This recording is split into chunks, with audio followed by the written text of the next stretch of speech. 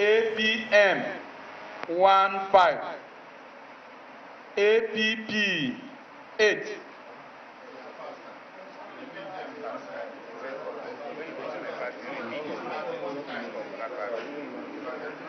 Can you hear?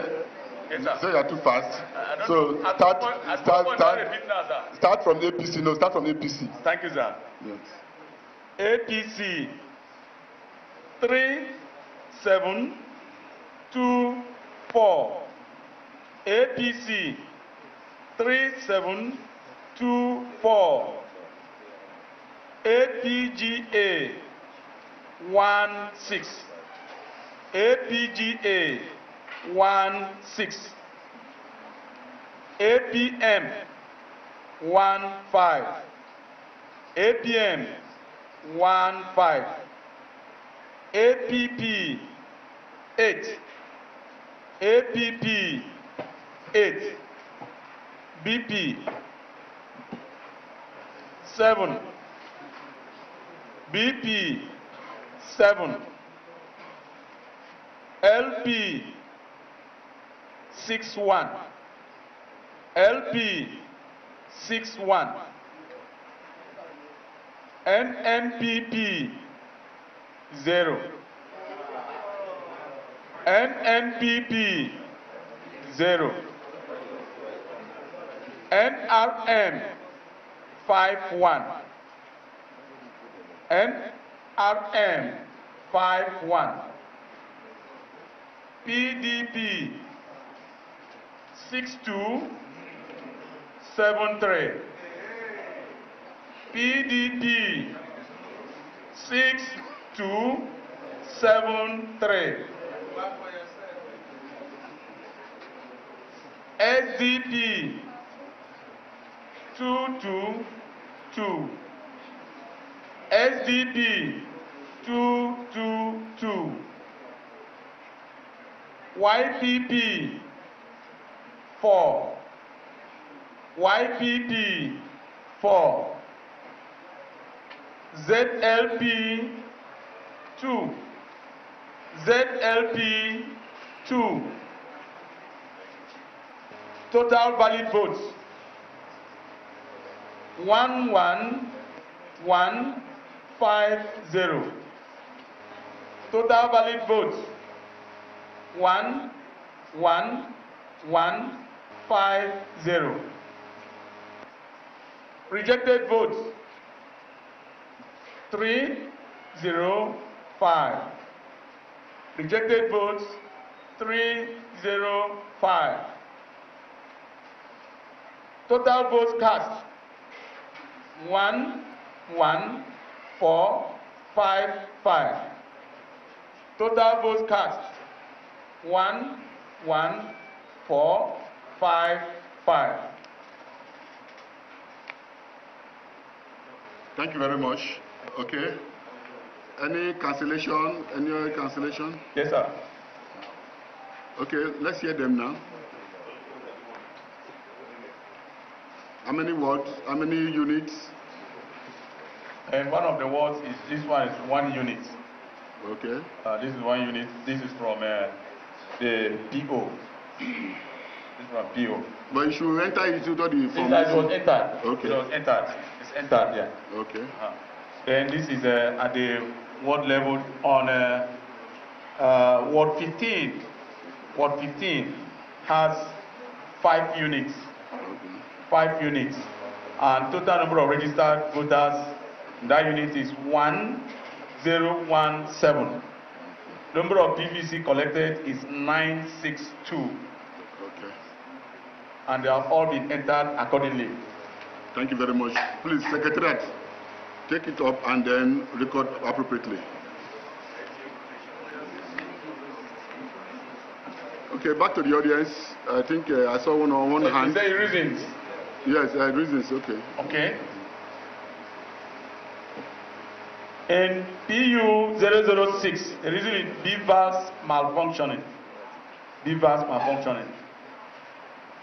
In PU 016, there were no votes. 022, no votes. 026, there was no election. Why? 025. Why no election? No election. Why?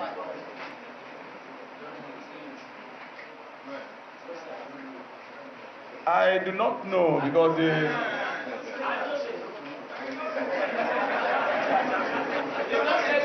just asked you to write no election. No election. How will you not know why you are writing no election? Hello. At the onset, the collation officer said that this was what was handed to me from the ward level. He said so. If you heard him very well, he said this was what was handed to me by the ward collation officer. We are not saying different. Thank you. We said he does not know. We are collaborating. He is not aware. If they are handing over to him from one level, you should ask, why is that no election? Because he is to report. He said he doesn't know. He does not know. But he knows how to feel your case. It's okay. So, returning officer. Okay, give that one back to him. Okay. Thank you for telling us the truth. Thank you. Yes, one more person. Just one person, please. One person. No, sir. We are all political parties and we all have different interests. Okay, because we all have a stake in the election. So you cannot say give it to the APC. No, wait. Let's hold on. The State Returning Officer, the Federal Commissioner, members of the High Table. My name is Chief Honorable Michael West. I am the State Coalition Agent to APC River State, and I want it to be on record that the result that was just presented, announced, Akukutori local government area is the local government area of our governorship candidate, architect Pastor Tonye Cole, and there were clear case of beavers being hijacked, materials being hijacked, and collation agents were restricted or denied to go to the collation area. And the results that have just been announced is a cooked up result. That is the stronghold of our candidate. He is from Kalabari Kingdom. Even Delga, I didn't want to say anything. Delga is Kalabari Kingdom. So it is very, very unfortunate, and I just want to be on record to express my displeasure on what is going on or playing out in River State.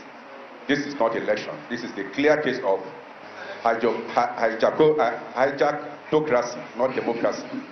Hijackocracy, We are going to learn not some new democracy. terms. Thank you very much. Please let me be on record. Thank you.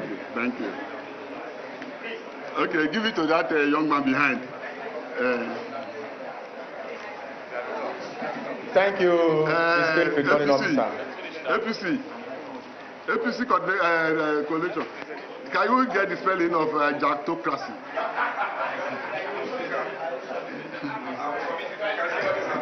Okay.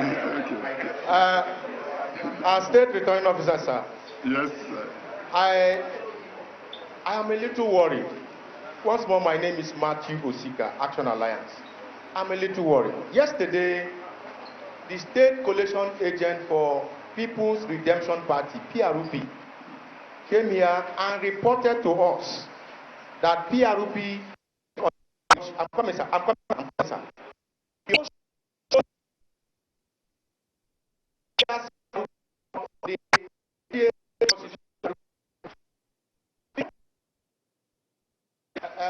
Results in numbers is over 10,000.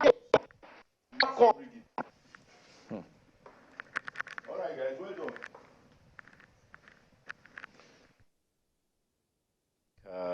Activities in River State is taking some interesting angles. For now, we'll most certainly get back there as soon as we can. But, just as we were talking about the other political parties, and particularly the local governments in that election, particularly in River State, already as at a few minutes ago, we had more than 83% of votes cast of the results from the wards already uploaded on the IRF portal of INEC. So with that, It's only a matter of time. Within how many seconds now before we actually see the final results come in? So I'm looking at some of the results here. We can see, so let's get through the results that have been announced so far from the River State Collation Center. We have results from Tai local government area, Opobo Nkoro local government area, Gokana local government area, Ogubolo local government area, Eleme local government area, Ikwere local government area, Oyigbo local government area, Eche local government area, Kana local government area, Boni local government area, Ahoda East, Omuma, Okrika, Andoni, Abua Odwal. We have Emoha, Ogba Igbem Andoni, Obiakpo, Port Harcourt City, Degema, Akuku Toru. So we just have about all of that Already? 22 more left, so one more. Yeah, we're expecting Asari Toru. Okay, we have Akuku Toru. Yes, I just added that. Akuku Toru local government has been announced. I think the one we're all waiting for is Asari Toru local government area. So these are the results that have been announced so far from the River State Collation Center. As reported by our correspondent earlier, he talked about contention and complaints. These political parties, some of them, the agent, disagreeing with the results, some even calling for outright cancellation of results, as we've been seeing and been watching so far from the River State Collation Center. Remember, we're across board following the elections, wherever it's happening in terms of collation. We've had so far about 13 or so states being announced. Let me run through some of the states that have been announced so far. Well, just before you do that, just another update. Another update, this time from Imo State. The All Progressives Congress, APC in Imo State, has won 26 seats out of the 27 seats in the Imo State House of Assembly election conducted last Saturday. And according to INEC, in Imo State, only results from Ahiezu Mbise is yet to be declared, as election in the area is declared inconclusive. They are alleged. Meanwhile, the Labour Party and the People's Democratic Party in the state have both rejected the outcome of the result, describing the election as a sham. They allege that INEC and security operatives in the state collided with the ruling All Progressives Congress to manipulate the results in the election in favor of the APC. Of course, on the other hand, the ruling party, the APC, has congratulated all the members-elect, describing the outcome of the election as the true wishes of Imo people and result of the commitment and developmental contributions of the party led by Governor Hope Uzodinma to the welfare and well-being of Imo citizens. The APC described the allegations by the Labour Party and the PDP as untrue, saying they are bad losers whose claims of winning the election is a figment of their imagination. That's in Imo State. Meanwhile, in Abia, of course, while we await the commencement of the collation of results at the collation center in Umuahia, the Abia State capital, tempers flare at the collation center as party agents from different political parties charged at one another after a heated argument on what they say is interference of agents of a political party during the collation of results by some electoral officers within the hall. So there we have what we have for now. Well, it's a different stroke for different folks. So wherever you're looking at this from, at the end of the day, so we've just been going through different states. We remember that we told you that the first election to have been declared inconclusive in the 2023 governorship and State House of Assembly election is the election in Kebbi State. And the electoral officer cited some things that happened in terms of overvoting. Let me go back to that story. Yeah, cited overvoting, disruption of electoral materials. But before it was declared inconclusive, APC was in the lead with 388,252 votes as against the PDP's 342,980 votes. So we're following through. But the states that have been declared and concluded so far, the first was Oyo. That's the very state that was declared very first yesterday. The incumbent governor, Seyi Makinde, having been re-elected. And then we had Akwa Ibom, and then Gombe, Yobe, Jigawa, Kwara, Ogun, Katsina, Sokoto, Kano, Nasarawa, Lagos. Okay, we're waiting for Rivers. Bauchi, and we're waiting for Rivers. Is it time to go to Rivers now? Are we ready for Rivers? Perhaps before that, when we look at the, governors seeking re-election, I think we had about 11 of them. Yeah. 11. But now it seems we're waiting for 1, 2, 3, about 3 now. Yeah, we have Bauchi. We're waiting for Adamawa, we're waiting for Borno, and then we're waiting for Zamfara. Well, okay. So, depending on whose side of the divide you are, it'll be very interesting to find out exactly who are you waiting to be called, in any of those states. And but for me, I keep maintaining, ladies and gentlemen, that at the end of the day, what is important is how does this help reduce the multidimensional poverty figures? How does this help with education? How does it help with health? And all those things. Those are the extremely important issues for people. Let's not let there be no dichotomy of the education is better in the north, is not so good in the south, or health is better in the east, it's not so good in the west. We shouldn't have all that. It should be equal. Or am I missing something? Because it's the same medicine everywhere, isn't it? one of our guests did mention that the poor person in the north, I picked that. He said the poor person in the north is not different from the poor person in the south. It's the same thing. The bottom line, the common denominator is poverty. And when there is over 100 million people, by the numbers about 133 that by multidimensional poverty are poor, is worrisome. So it is not just the federal government, which is why we have state elections. So I was telling you guys that I looked at the map and I was seeing that in the Northwest, for instance, they're going to have a lot of new governors, literally. So we expect fresh ideas to be represented in those areas in the Northwest. And if you go to the Northeast, when the elections are called eventually, if all of the guys who are trying to return, because 5 of the 6 of them are trying to come back, if the elections are called, it's going to be more of not necessarily fresh ideas. It's going to be consolidation. So whether there will be spark, there are instances where we've seen that second-term governors, they become redundant. Like, well, they are not contesting again, so whatever happens. Is that going to be the case, given the situation we're in? Well, we'll see. The North Central is a mixed bag because we have an off-cycle election somewhere, so there's no election in Kogi.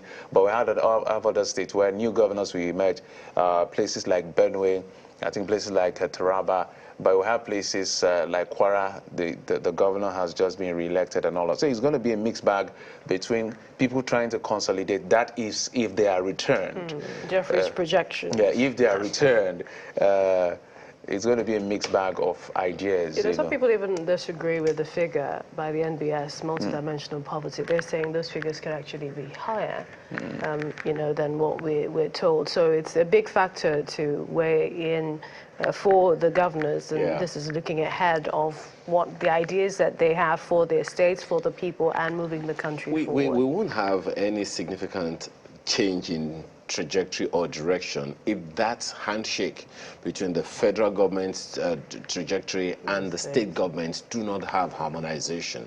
At the end of the day, we need to agree, what do we want to be known for as a nation? That conversation needs to be heard. I mean, every one of us agrees that we have some problems with our politics, but how is it going to be fixed? That conversation needs to be heard, otherwise. There's another part we're talking about, but because we didn't have the opportunity to go back and discuss with Mr. Kyowo, who is from Budget, and I was asking him, the truth is that you can go to the website, maybe Budget Office, and see the federal government budget as far back. But how many states can you go to right now, as we speak, and find their state budget? That question we can ask of PLSI. They seem to focus more on the states. But we need to take a bit of a break now. Take a few messages. River State is still quite active.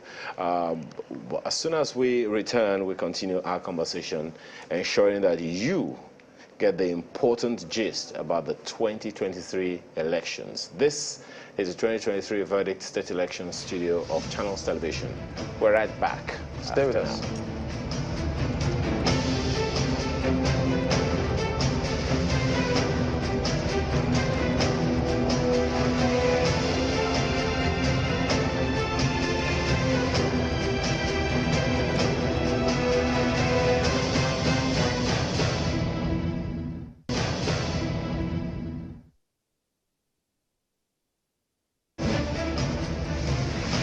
Thank you for staying with us on the 2023 verdict.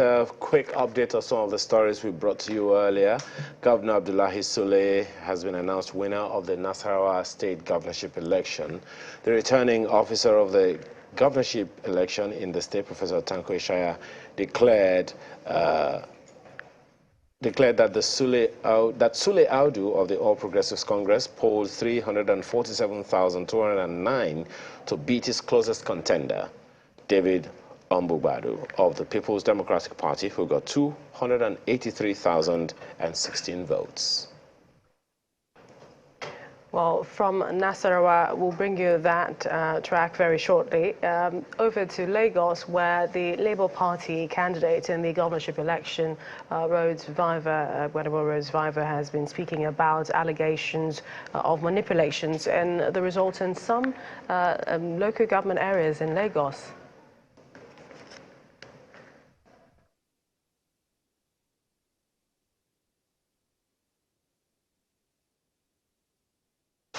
The first message that I have to say is a big thank you to Lagosians that have supported us and came out massively yesterday in face of intimidation and harassment, suppression, and attempts of it from even our traditional institutions with the Oro Festival that they brought into the elections. But they braved all of that and came out, and we met with widespread violence all across Lagos State. I want to say a big thank you to people that had the courage to come out and ensure that they participated and exercised their civic rights. And I also want to pay condolences to the several people's families that were lost and were needlessly killed in an attempt to practice their civic rights, which is to vote for their preferred candidate. There are also several others that I empathize with that were hurt in this process. We've been supporting them medically in terms of picking up the bills and giving them support, and we're going to continue doing that for the rest of this week. So we're tabulating and getting us information, and we're reaching out to them and ensuring that they're safe. What we witnessed in Lagos State yesterday was state-backed terrorism. There's no other way to say it. And I call on all the good people of Lagos, from the captains of industry to our religious leaders, to the traditional rulers even, to speak up against what the APC government has turned our elections to. Elections are supposed to be democracy for the people, by the people, for the people. What we saw yesterday was a bureaucracy, thuggery, hooliganism at its finest. A government by the thugs, for the thugs, by the thugs. And this cannot be acceptable. It is a wrong precedent to set, because the next time people want to participate in elections, they will believe it must be violence, it must be war. And Lagos deserves so much more than that. There is no government or leadership that should be maiming their residents, harming their citizens in an aspiration to lead those same people. This divide, this ethnic divide that the APC brought into our politics will have long-term effects on our state. And it's not just politics. As at today, people were at Alaba Market trying to set it on fire. These are the real-life consequences of political dog whistling that the APC turned this election to. And we need to stand up against this. The results, we've been saving them. Every 30 minutes has been downloaded, has been uploaded on iRev. And we have noticed that they've already started changing and manipulating these results. Even the results that they are uploading is very different from the results that we have in our collation center, and we are currently tabulating, and it shows us clearly in the lead. An example of this is this result here at Ota Primary School. You can see the clear manipulation where 20 for the APC has been turned to 120. 67 for LP has been turned to 7. And 43 for the PDP has been turned to God knows what at this point. This is what INEC is doing. And there's supposed to be an umpire. But fortunately, we have all our results. And we're going to challenge this evil that INEC, in collaboration with the ruling party, has done to disenfranchise so many voters in Lagos State. Entire agents of ours, even in peaceful places like Ikeja or Egun, were chased away from their polling units. Talk less of Surulere, talk less of Oshodi, Solo, talk less of Amodofi, talk less of Ojo. People were forced to vote and declare at gunpoint. Elections are supposed to be a period where people come out and exercise their rights, and it's a valve to release all the frustration and tension that they've experienced in the country. It's not supposed to be a war. And we don't want that precedent, because nobody has a monopoly on violence. And we cannot afford for our Lagos to be exposed to this or to set this precedent. So I urge all of our supporters, I understand how draining, how frustrating this has been. But I want you to be rest assured that with the results we have, we are going to challenge this evil that has been accomplished by INEC in partnership with the ruling party and every other agency that has been involved, even the police that was complicit just watching ballot papers being snatched. We're going to challenge it in the court of law, and we're going to fight for every vote that was casted for us. Thank you very much, Lagos. God bless you. Response from the Labour Party governorship candidate in Lagos State, Gbadebo Rhodes Vivo, speaking on the outcome of the exercise and how he will be heading to court to challenge the process. And then from Lagos, let's head to Imo State, where the All Progressives Congress in that state has won 26 seats out of the 27 in the State House of Assembly from the election conducted on Saturday. According to the electoral umpire, only result from Ahia Zumbi says yet to be declared in the area, because it's been declared inconclusive, by the way. The Labour Party and the People's Democratic Party have both rejected the outcome of the result, describing the election as a sham. They allege that INEC and security operatives in the state collided with the ruling party, that's the All Progressives Congress, to manipulate results in the election to favor the ruling party. On the other hand, the ruling party have congratulated the member-elect, describing the outcome as true wishes of Imo people and results of commitment and developmental contributions of the ruling APC. And perhaps from there we move over to Abia State, where we understand resumption of collation of results has begun in the state collation center that's in Umuahia, Abia State. I shall do right by God. That said, you will present. You will do it along using the following template. First, you present your results.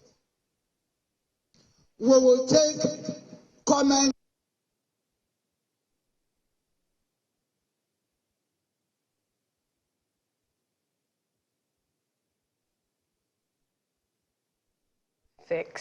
For that collation that's begun a little bit, perhaps a few moments ago at that center. We understand tempers fled at that center, party agents from different political parties charging at one another after a heated argument, talking about the interference of you're seeing, where really some of what happened, security had to weigh in to sort of calm the situation. It's quite unique that we see this, you know, from collation center to collation center, be it, you know, state collation center or even presidential.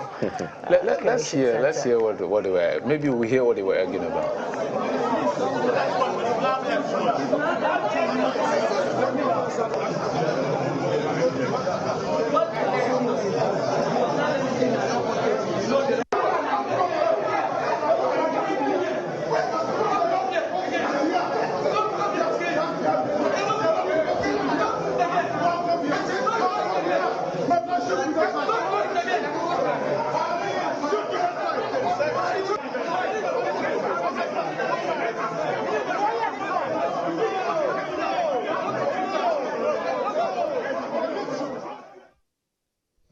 And may God bless us all. We may now proceed.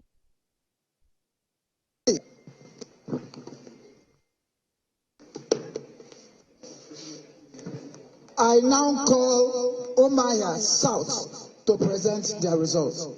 Omaya South Local Government, Electoral Officer, and Local Government Coalition Officer, please report. Electoral Officer, Olajobi Monday. Take your seat. Yeah, welcome, sir. You will introduce yourself. You will introduce yourself and the role you play.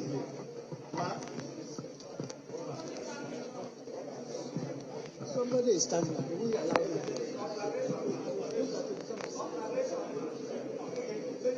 All right. Go ahead. I cannot hear you. They are blocking. I can't even hear you. Give him the mic. Hello. Returning officer, my name is Nkem Okando, ADC agent for state. Please, our life is not safe. There are a lot of people who are sitting in our agent table who are not agents. I will ask for permission that every party should have at least one agent. It's important that we introduce ourselves one by one so that the record is straight. Thank you very much. Thank you. Accepted. Please, in alphabetical order, call parties and let their reps identify themselves. Okay.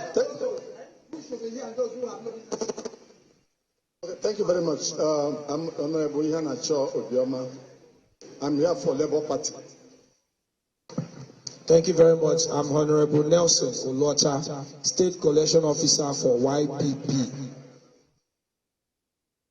I'm Bariziken Dozie, State Collection Officer for Action Alliance. I am Deacon Benjamin Harrison, State Collection Officer for Action Democratic Party. Thank you, ma'am. Barris Longman, American 122 PhD, State Collection Officer for APCA. Thank you. Ezumi Ekele, State Collection Officer for AAC, African Action Congress. Engineer Bonaya Oman, State Collection Officer for the #1 party in Nigeria, Accord. Sabana Peter C, PDP. AAC.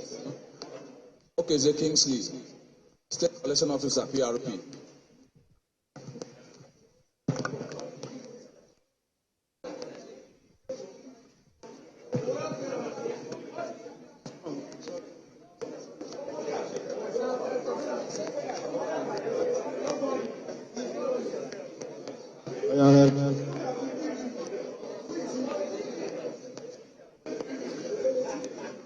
Who is it? Are you doing?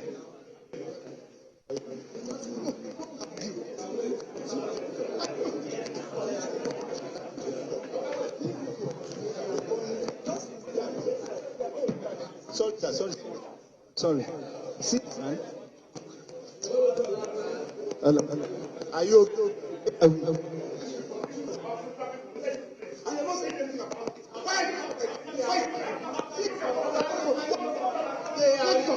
Why did you do this thing? Why are you doing this? I'm always talking about it. He was not thinking.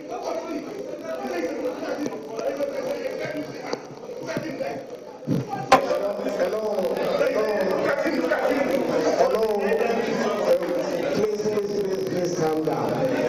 Yesterday, we provided a register. Each political party is entitled to one representative. For the candidate himself, they decide to form. If he comes, the agent will go. You play the role of agent. So what we are minded to do is that having taken roll call of the parties, 18 of them are contesting. Please, we don't want to have more than one from each of the parties. So I don't know why you were shouting. Who is it? That man there.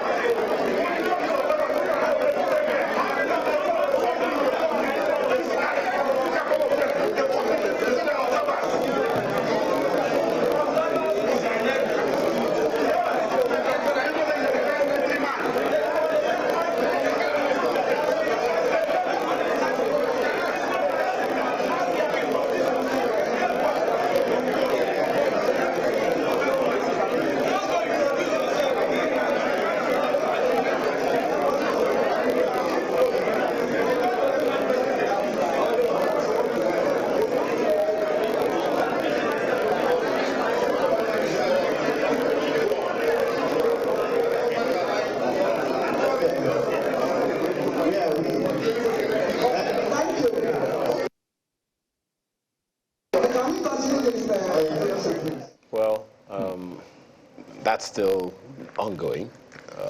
Yeah, so it's just that we've not seen that, you know, almost things getting out of hand in Abia State, like in Rivers State. But Rivers has been objections and objections. But we are seeing visuals from the collation center live from Umuahia, the Abia State capital, where they're still saying that just at the bottom right, the box there. Yeah, you can see what's going on. So our eyes are right there in Abia State to find out how this will play out. But there are objections. Sometimes we're really not clear on what the issues are, but finally we'll get to what exactly is going on that the process seemed not to have started. You can see security agencies, policemen, I can see policemen trying to intervene to ensure that the process starts, but agents or parties to raise an objection. The record also said, you know, to remove a particular party agent. Yeah, she has the right within the Electoral Act to do that, because I remember yesterday even the Rivers State Rec mentioned that, quoted a section of the Electoral Act where if you are disrupting the process, you could actually be removed from the center so that the exercise can continue. Well, it's really interesting and I hope we are taking the necessary learnings as a people in order to be able to deepen and consolidate our democracy in our own interest, because as we often say here, this is our own chosen or adopted mode of governance that's supposed to bring development. We all have a responsibility to make it work. Now, we were bringing you some updates over time. Well, earlier in the day, we understand that the Kano State government imposed a dusk to dawn curfew with a view to a dawn to dusk curfew with a view to avoid a breakdown of law and order for intentions generated from the collation of results of the governorship and state assembly elections. The State Commissioner for Information and Internal Affairs, Malam Muhammad Garba, made the announcement in a statement issued this morning, Monday morning. He said the decision was to prevent hoodlums from causing chaos in the already tense situation. The commissioner called on people in the state to remain indoors, as security agents would not spare anyone or group bent on causing trouble. And of course, we showed you earlier that despite the dusk to dawn curfew in Kano, supporters of the NNPC in the state went to the streets to celebrate the victory. Millicent, you have some updates for us. I was hoping to see, you know, some of that action there we saw in Kano earlier today. But over in Akwa Ibom, INEC declared Mr. Umo Eno of the People's Democratic Party as the winner of the governorship election, which held March 18. The returning officer, Professor Emmanuel Adigio, Vice Chancellor, Nigerian Maritime University, announced the result. This was one of the earlier results that we heard Sunday. He said Mr. Eno won in 29 out of the 31 local government areas to defeat Senator Basi Akpan of the Young Progressives Party. You know, a lot of people were saying that, you know, YPP, they really came a long way, you know, to be number 2 in this election. It's not totally surprising if you understand the Akwa Ibom politics. Technically, that is PDP's vote. Let me explain what I mean. Senator Basi Akpan was a member of the PDP, and he didn't get the ticket, which is why he now joined the YPP. Quite a grassroots politician, quite formidable. So you can see his outing to show that, look, he's got people on ground to support him. The APC came third in that race. Some people were thinking that it was the APC in terms of when you talk about strength of political parties. So it's for the votes that came for Akpan, I guess it's about the person, not necessarily about the party. Exactly. So when you say, you know, I mean, even though, of course, perhaps the basis of your argument is that it's the name of the political party that's on the ballot. That's on the ballot, Indeed. not the person. Yeah, but as a person, you know, some political parties are driven by the individuals. Certainly. We need to redress that, you know, in our polity, and let's see if we'll be able to get some angles to that from our guests. We have Laddie Thompson, who is joining us virtually from Canada. He is a security consultant. Thank you so much for joining us this morning. The pleasure is always. Oh, it's afternoon already. And well, maybe it's still morning where you are, so thank you. And of course, we have Wilson Inolegu, who is also has become a security expert himself. Thank you so much for joining us. Thank you. It's a pleasure to have you.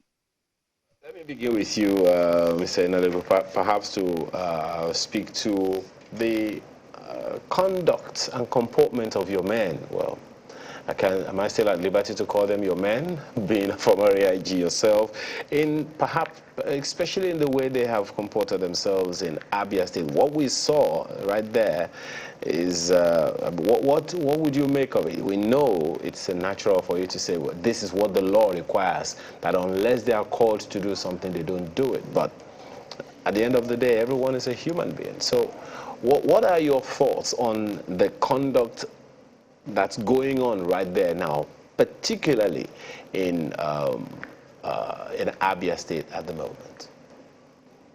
Well, I didn't get to watch what was going on in Abia. I just heard it from you, but all I want to say is that if you're a police officer and an offense is being committed in your view, or there is disruption of public peace, you have the right to intervene to restore peace and normalcy. You can't say, for example, somebody is being attacked, and you say you're waiting for the presiding officer to ask you to stop that fellow. Then why are you there? Because while you are there, there is a level of conduct that the public expects of you. First of all, your presence there should convey that authority. And whoever attempts to commit an offense by a member person, or if the person goes ahead, of course the presiding officer is there, and somebody becomes unruly on the queue and disrupting the queue, or attempting to snatch the power to make such arrest. After all, when you investigate, you will still hand over the case file to INEC for prosecution, but you are not doing it in isolation. It should be a seamless relationship. It's not cast in iron that, okay, unless the presiding officer tells you, I mean, discretion should be given. So I think officers who just stand by an offense is being committed, it's clear the relation of duty, and I think some of officers with such conduct, I think I'm aware some of them are undergoing on their own proceedings. Some of them have been apprehended, detained, awaiting their trial. I don't think, if they just go and stand there and they say, oh, because presiding officer has not told us, then there's no need for them to be there, because the idea they have to be professional, staying on that queue. Somebody is coming. to do something that is not supposed to. You've got every power, and nobody's going to stop. Nobody's going to accuse you.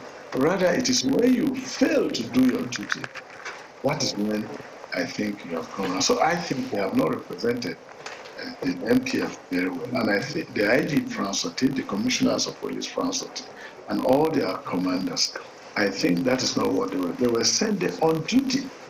They were not just sent there to look the other way when an offense is being committed. I'm sure that's what you are. Well, thank you, Mr. Nadigo. Let me ask Mr. Thompson. I know you may also want to speak to that, but what can you pick along, I mean, in addition to whatever you wanted to say concerning that issue, what can you pick? What intelligence would you say we may miss if we do not pay attention that could be, what are those things we may have missed in terms of security or intelligence information that we may have missed in this process, including the previous one, that unless we deal with them urgently now or as soon as possible, it could literally backfire in the near or far future?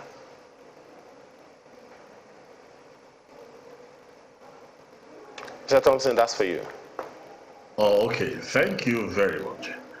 Now, let me first start with a quote from one of the founding fathers of the democracy that Nigeria is trying to emulate, Samuel Adams.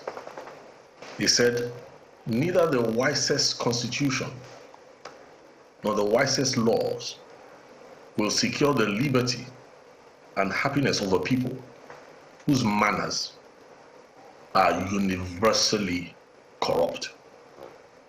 He went on to say, "He therefore is the truest friend to the liberty of his country, who tries most to promote its virtue, and who, so far as his power and influence extend, will not permit a man to be chosen into any office of power and trust who is not a wise, honest, and virtuous man."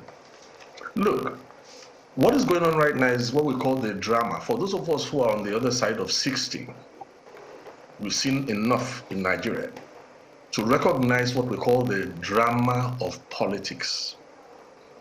Before this whole thing started, some of us said, look, the animosities have built up. In a sense, every Nigerian is a victim. We have systemic problems, the chiefest of which is corruption. So whatever you have seen playing out when all the English is spoken, what we are not talking about here right now is the fact that corruption has taken Nigeria to a place right now where there are families, individuals who are getting more and more desperate. There's a loss of hope. Look, in a nation where we have more than 60% are under 25 years of age, we need to pay more attention to these quiet messages. Because when this drama is over, the war of narratives was so vitriolic. Let me give you another quote or briefly that may just help us into helping us to get these things right. Benjamin Franklin said, look, there are two passions that have a powerful influence on the affairs of men in any nation: ambition and avarice, love of power, love of money. Separately, each one of them has a powerful force in motivating men.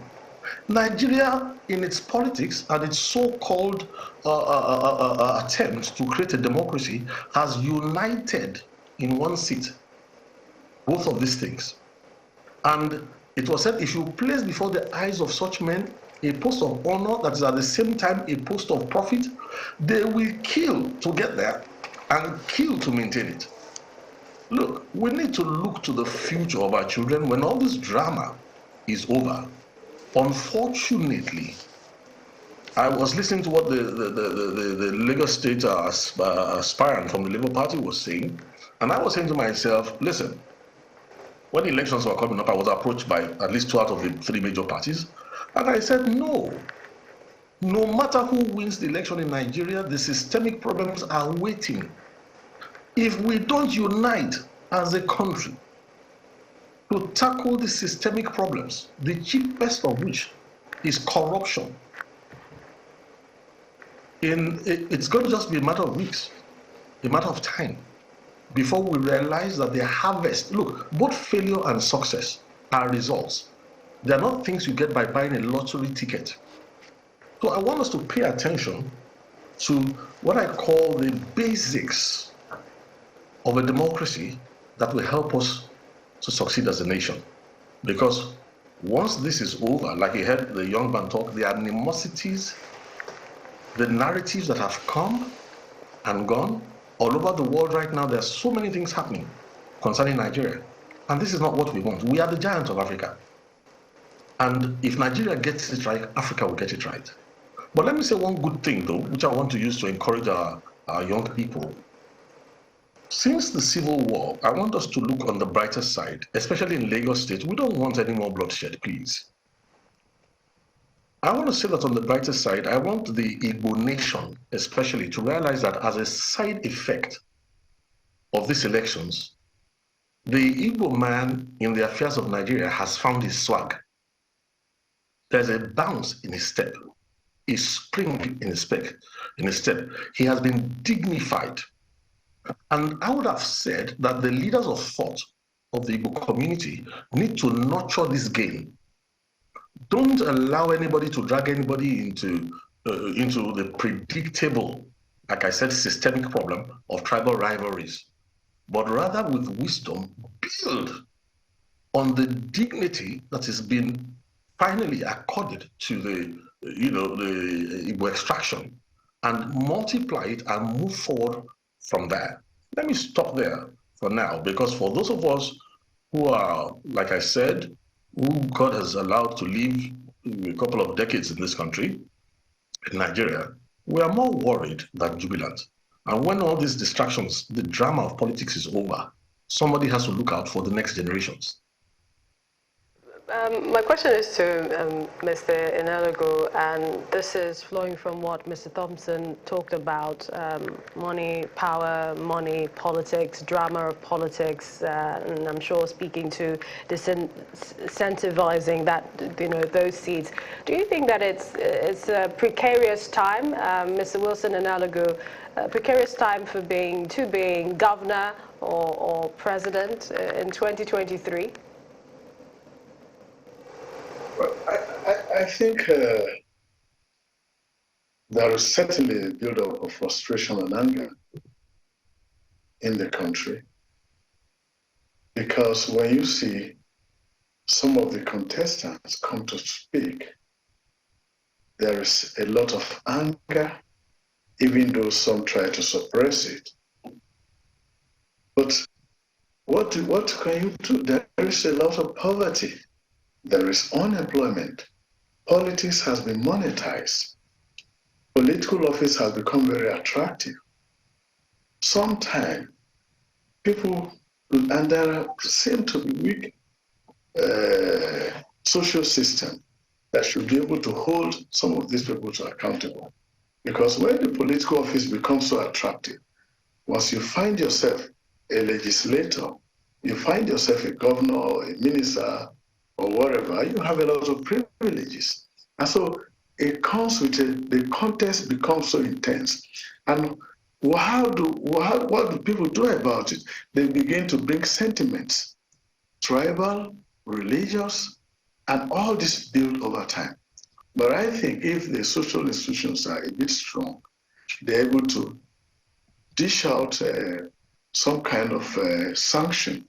For example, if you find yourself in a political position, it is not for you to go there and commit thievery and begin to play with public funds. And if that happens, are there measures to really hold you accountable? And it doesn't become, you don't go and kill, maim, so that you become, you get a position. So, like, I think some systematic issues, I don't want to, I think failure. So I think unless we begin to address some of these fundamental issues, some people just look for relevance. They want to be godfathers. and they throw a lot of money around. Come to think of it, monetization of the politic. You need spaghetti, you need salt, you need Maggi to get votes. And so once the people are impoverished, they never get to see their representatives until the next election cycle is very close. So you've got to address this holistically. But for me as a law enforcement officer, if previously, of course, I see myself still in the security sector, and I look at it that if we begin to impose sanctions, if people cannot get away with what they do, you engage. All right, AIG, if for a moment, AIG, if quite apologies, we may just have to, you may hold that thought for a bit as we head to our Abia Collation Center to get what's happening now. And look at him here, I was arguing with him. Now, eventually, I also discovered that there's a picture. He snapped a picture with the Labour Party governorship candidate. He was wearing blue in that picture. And I've done a petition, which is before this honorable house, to also show that he has a nexus, a strong nexus, and a big to go vision anything we are doing here and do the bid of the Labour Party. And to that effect, I want to urge you as a mother that has a reason of bringing to verify this my claims and make sure that this is not set aside. God bless you. Thank you very much. Please, honestly, to be very honest with us, I would not want to keep repeating myself over and over and over again. There is not a position here that we didn't hear yesterday. All results have been challenged and complaints made. And here is our position. The INEC people, Okoye has given a press conference. Another press release has taken place as I am sitting here. I had discussions with Professor Mahmoud Yakubu before coming here. Please, for the options time, put your petitions, your complaints in writing. Number two, they will all be reviewed. Number three, basis of decisions will be on the, what is that thing? Rivers uploaded the results, back end, front end, side end, and only results that meet INEC's criteria will be accepted. That's number one. Number two, even when I have done so here, INEC itself, through its legal spokesman, what is the president of Okoye?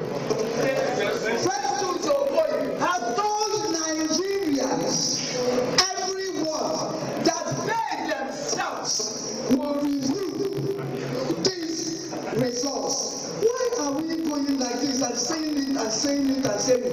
Please, every result will be reviewed and results authenticated using first principle, which is the giver. Thank you. Just as one more thing.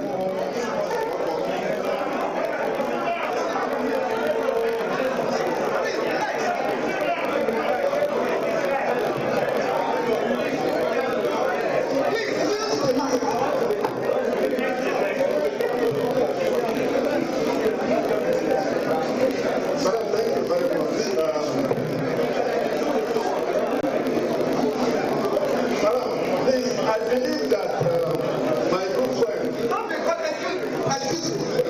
Excuse me. Please do not be insolent, pointing, calling people. Address it here. We can make our points without insulting people. Can't we? No, you are calling and pointing at him. Address the chair, please. I said the last speaker. Many want to blackmail everybody. So excuse me, when you appear before the panel, yeah, introduce yourself properly and the organization you are representing, please. And we are still on established norms. Abide by this and respect yourself, please. Thank you very much. My name is Honorable and Chop from the collection agents for Labour Party. What I was trying to say is that it is not fair for any agent to come and blackmail everyone with solutions. We believe in what you're doing because you'll be very transparent. And you have set the rules. Those are the rules you are going to abide by. If you have your facts, you bring it up. It's not enough to speculate. I come from my South, in particular. That's my local government. And everybody, including PDP agents and other parties, were present. And someone happened in Northern South. The two places reported were actually two places that issues happened, and they were cancelled. Everything went smoothly.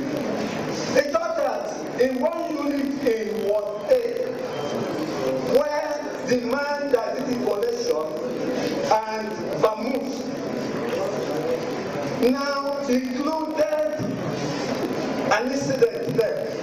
And to that extent, we said that unit should be extracted from the result. And they were arguing that a unit problem should affect the whole world result. That the whole world should be cancelled. Who can say that? I said the rules are very clear. That's just what happened. What behind it doesn't just say, I had no behind it, spaces accordingly.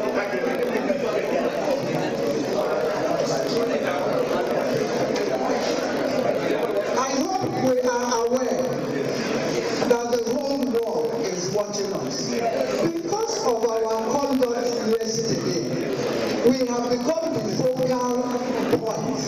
National news, international, children, everybody is now talking about us. I hope that beyond the election, that some of us, if we see our performance here, that our children and relatives, our parents will be proud of us. How can you be behaving as though you are? We will be repeating ourselves, all the bragado and everything. Please, with every sense of humility, go and do your due diligence. I started here by introducing myself. This small woman here in this property, this possible lady, thank you.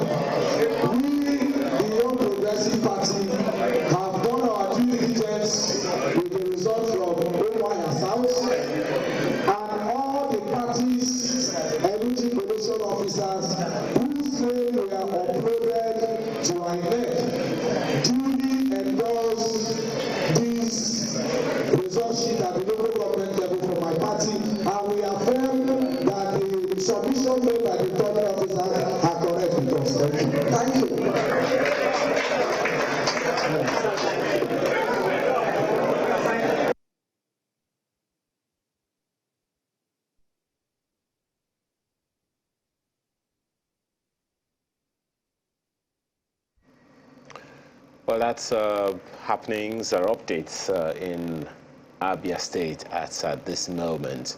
But of course, we'll continue to give you updates as things unfold right there in Abia State. Well, collation is just about to begin, it will seem, and I guess, you know, as soon as it begins, we'll really get the full gist. Yes, talking about Abia, I believe maybe 6 to 7 local government still being expected to be called for that process to continue. But it's also interesting to see the REC, also returning officer of the state, emphasizing, you know, on the protocol panels.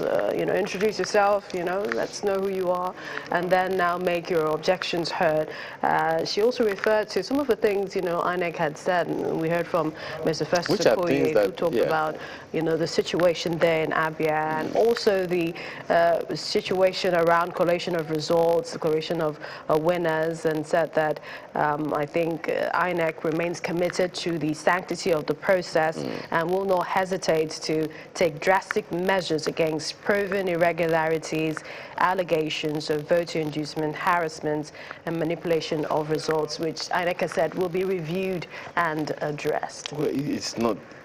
I don't think it is something that is unknown to the party agents, unless they're unaware of it. I mean, and I find that very, very strange, because for every political party there ought to be an agent who already knows everything that is good. So when we come to, when we find ourselves at these polling coalition centers and still have to say the same thing over and over again, it just raises questions on my mind, for look, exactly what is going on here. We're supposed to know some of these things.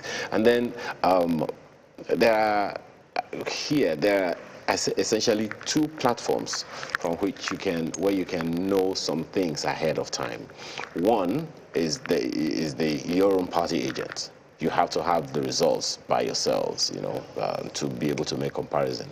And then there is IREV, and a sizable number of there is hardly any of these states that has less than 70% of results already uploaded on the IREV. So with that said, I mean, you have a basis for these comparisons, and then you know where and how to ventilate whatever it is that you had in mind, which brings to mind what Mr.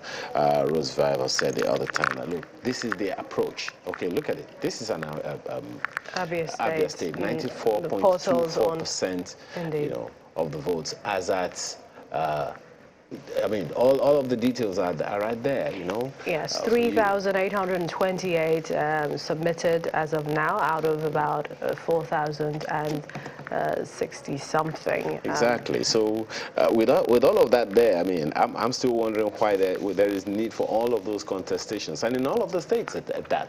Look at it. This is what it says now. As at 12:47 p.m., 97.64% of votes cast in Abia State, they have been uploaded on the IRF.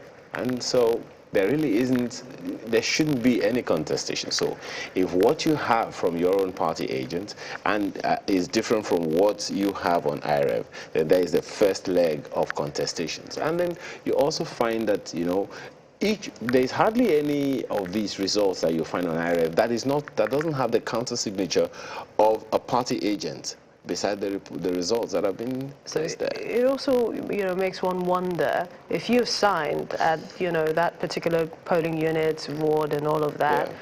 What's going on when you come to the collation center? Exactly, which brings to mind, I mean, look at it. That's just one of the local governments, and there is a signature, rightly or wrongly, because there was going to be, you remember yesterday? Agent, yes. Yeah, remember yesterday, I think it was the returning officer from one of the local governments that was being announced in River State. I was saying, after a complaint was launched, his party agent signed. So all of those things are there. I mean, look at it. Signatures are there. Now, of course, there will be contestations. Is it the same signature? Are they different signatures and all those party things? Party agent, or the same party agent contracted for different political parties. Exactly, which happened, in some places. You remember that conversation we had with one of our guests who was saying that, look, for many of them, the party agents, it's just business. No sentimental attachment whatsoever to the political parties. It just came to do a job, and they get paid for the job, and then they're off. So I wonder if we still have Mr. Laddie Thompson, and this is to get his idea, because he mentioned that what we're seeing is largely drama, and now, IREV looks like, I mean, it doesn't look like, IREV is working, this is a process. So, Mr. Thompson, and this is comparing this, governorship elections to the presidential elections, where we didn't see much of the IREV. Are you surprised at what we're looking at?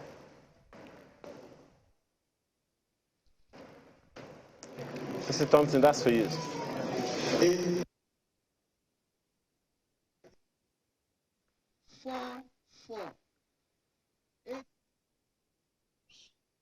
if the younger generation, for instance, who are very savvy, the digital natives, were allowed to make their input into this country, if we got, the systems right, you would find out that we don't need all these embarrassments.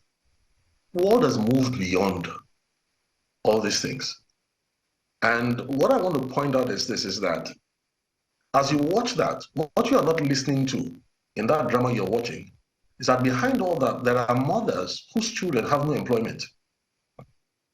There are people who are getting more and more desperate because when all this drama is over, what does it translate into?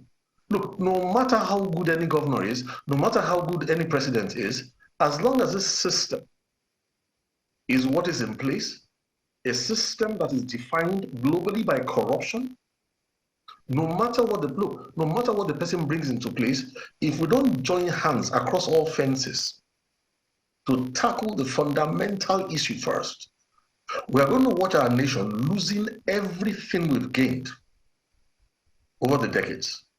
So I want us to remember something about Obafemi Awolowo said in his time. He said we need to keep this cardinal point vivid in our minds as we move forward in Nigerian history. Said it isn't, nobody can dispute the fact that we fought to keep Nigeria one party because of strong patriotic sentiments for united Nigeria. But he said, look, whether you are conscious of it or not, it is also true that the overriding motivation to keep the nation one is partly economic. The well-being of the family. Look at around you. Wake up and smell the coffee. We are just postponing the evil day.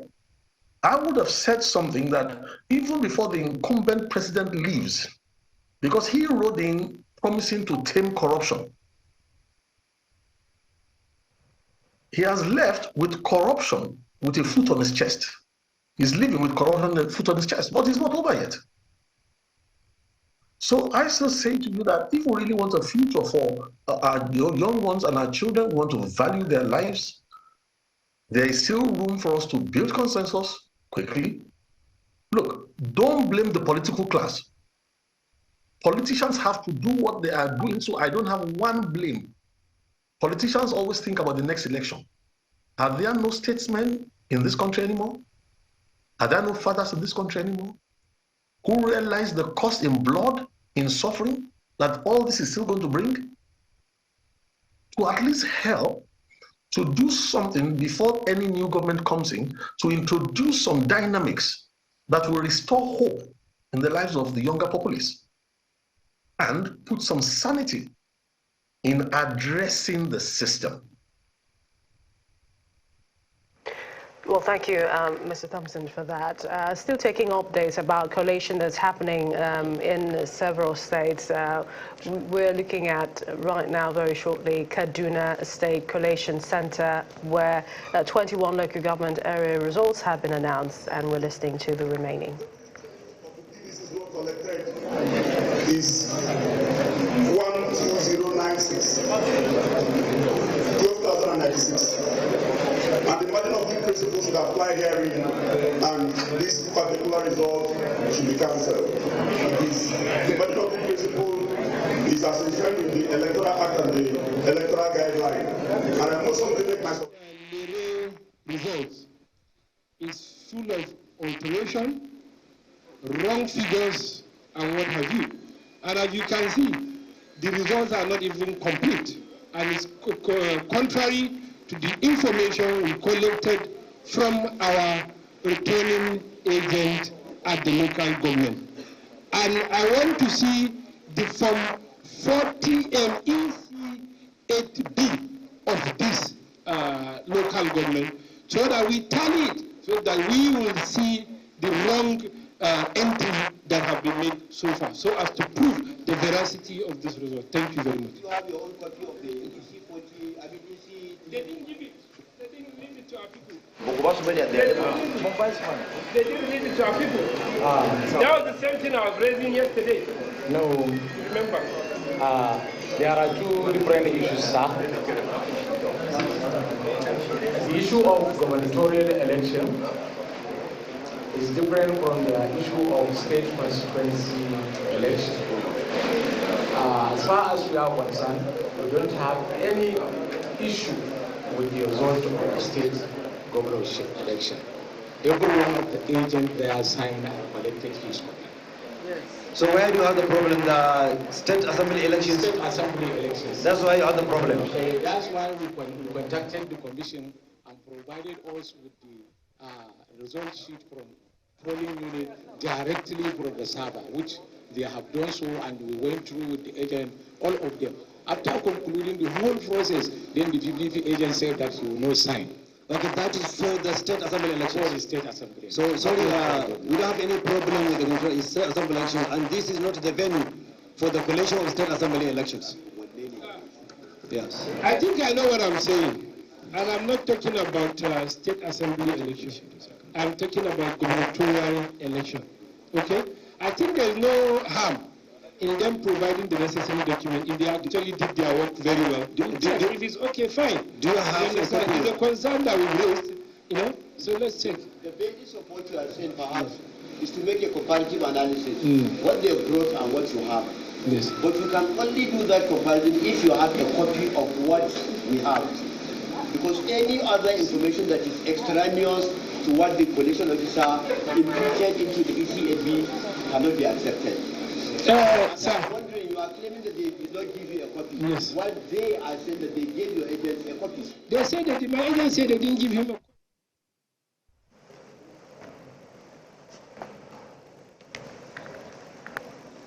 Results being announced right there in Kaduna State. We'll certainly go back to that as soon as we have better quality sound and video for you.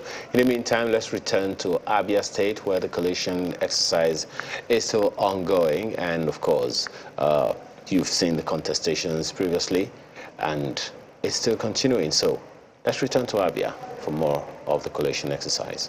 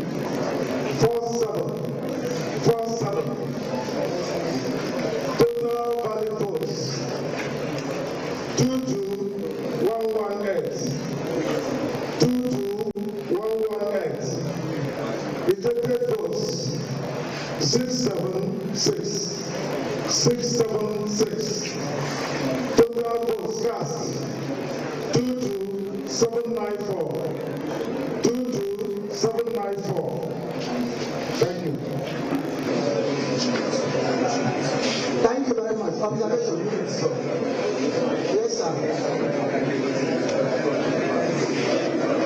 Hand the mic.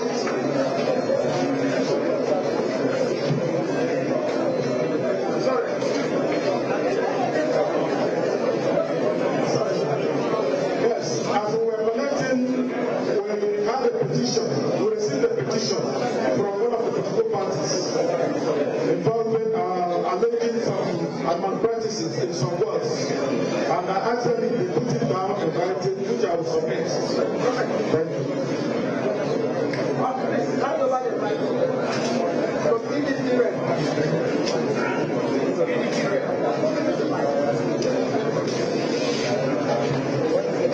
Before I proceed with my vocal submission, I complained earlier on in the morning.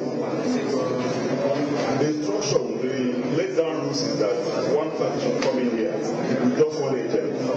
And to my greatest surprise, the Labour Party has more than 10 persons seated here. And as they are seated, they say they are observers. Even after I started complaining that they got a tag and gave to the man that said he's a retired military man. That was physical on me. And they are all seated there. So I will humbly apply that they all be sent away. What is my best solution? Excuse us.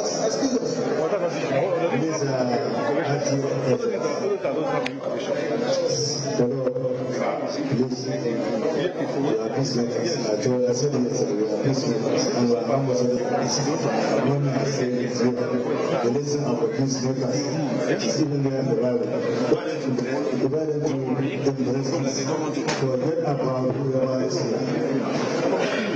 Even if they are here, they are not making any money. They are not exploiting us. It's only accurate and recognized party agents that are allowed to ask questions or make any comments. In as much as nobody is making any trouble or comments, allow peace to reign. We don't want to create a chaotic situation. Please ignore them. Silence the best answer to the fool. If we are sincere in our disposition, when I am pointing and saying that somebody was physical on me, somebody had the guts to push me, I was physical on me, and the other thing is this here, he said that I'm not going to and he said that he would have been, and you are telling me that this is the best answer for you. I'll do it to God. Now, my submission is this. Are you here?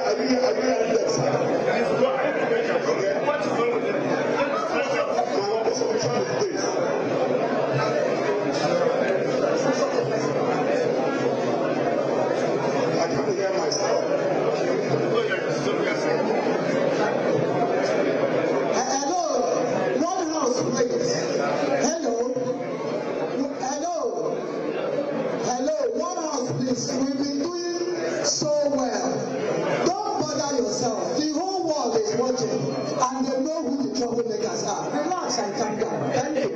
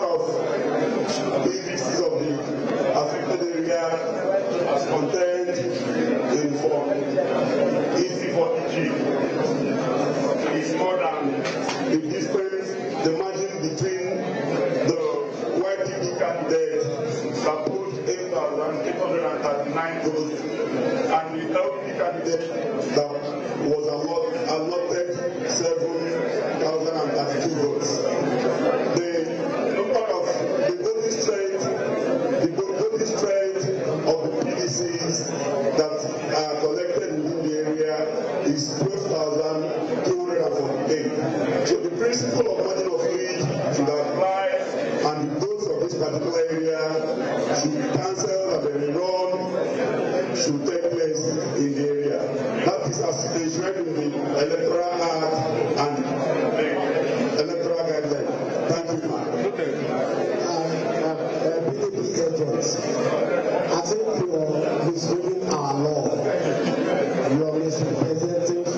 margin of age is only applied with respect to declaration, final declaration of candidates. That's when you look at margin of age. And in doing the final declaration, you look at the reasons for the cancellation.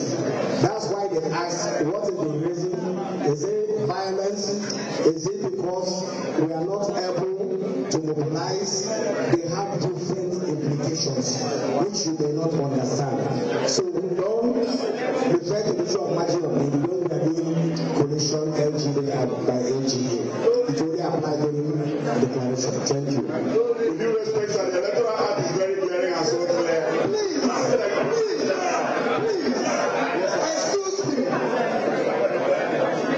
Excuse me. Yes, I'm hearing you. If I was not without these cameras, I could have also some things, but I can't make Chaya.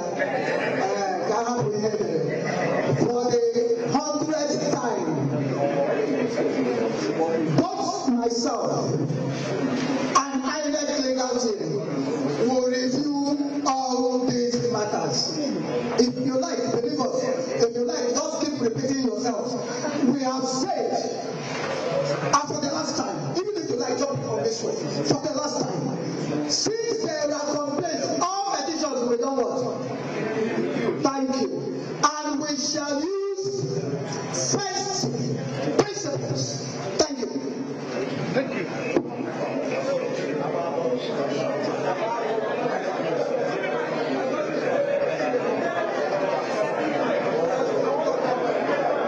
Hello. Pardon, you can speak. Like God has look. Next time, if you look at it, you won't give it. No, take it from him until he goes to his seat. Please, I'm standing happy because so far this is the only local government where people has won. And we won fairly and legitimately. So anybody that is saying the need patching, you can see is evidence of hard work that we put in Osisioma that have translated to where we are. I can tell you, man, that these results were duly signed at the local government level, and we assure you that what has been represented there is as truly as it is the mandate of Osisioma local government. Thank you. Thank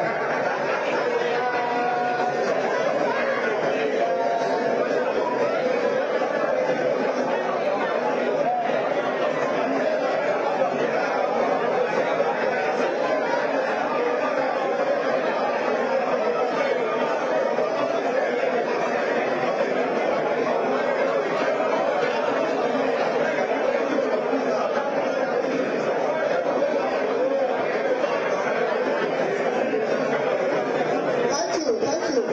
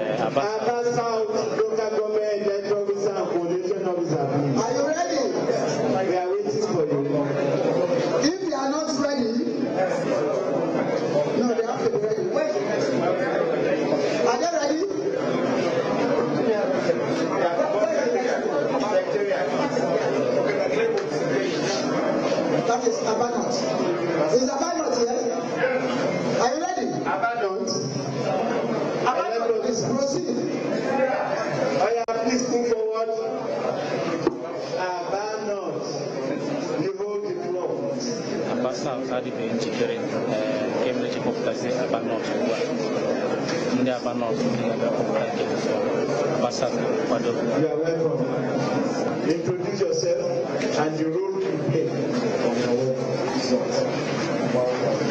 Good host. I am Mr. Udad Sabas. Udad Sabas. The electoral officer, Abanot. Thank you. Dr. Jude Walker, a lecturer at the University of Education, Port Harcourt. About not the Education Commission Officer. safe.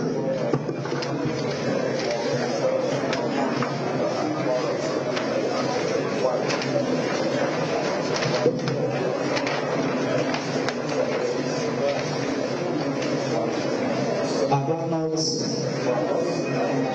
gubernatorial election held on 18th of March 2023.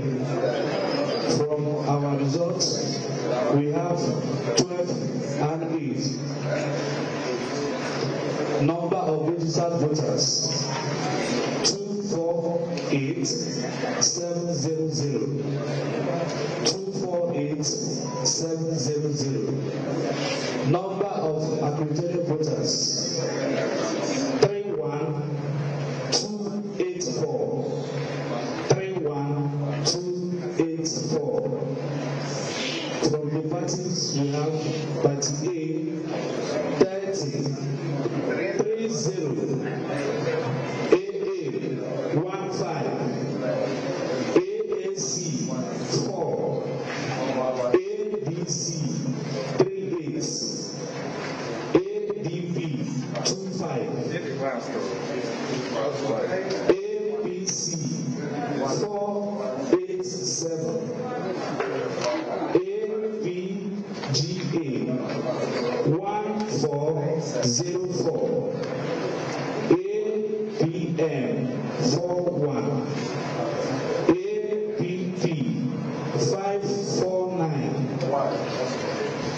BP 111, LB 20974, NNPP LB, I said 20974, NNPP 229, NRM 22, PDP 4146, PRP 7, SDP 20, YPP 2296, ZLP 42. Total valid votes 30440. Rejected votes. Okay, total valid votes 30440. Rejected votes 818. 818. Total votes cast 31258. 31258. Thank you. Any infractions? Infractions? No, sir. Give it to him. Okay, we have infractions here. Obohim 2. Obohim 2. Unit 003 and Unit 009.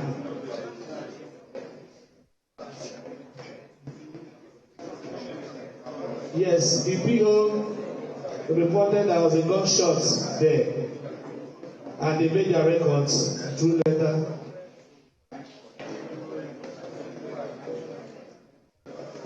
Then the next one is Osusu 1. Okay, action taken. It was cancelled.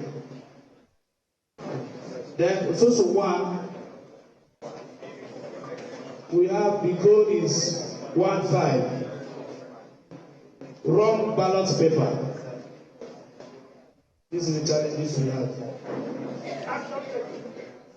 It was cancelled.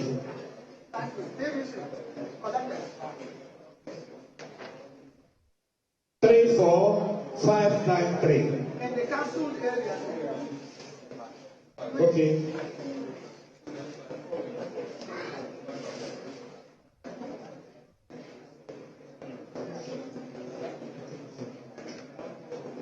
PVCs collected at 003.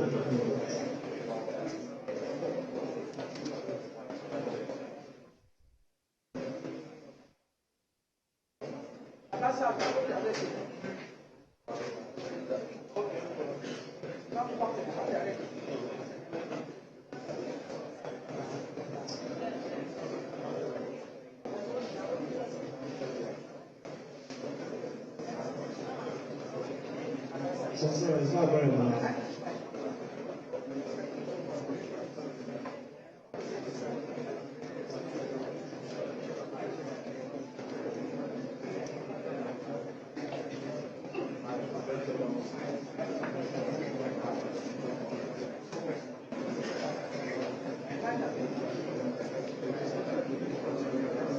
Thank you.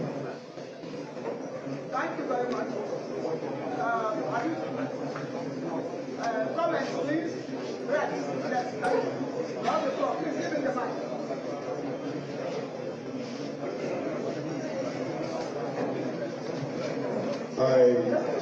I want to only submit that the number of PVCs in the affected area is not captured. Or we go with 34,590. That's one.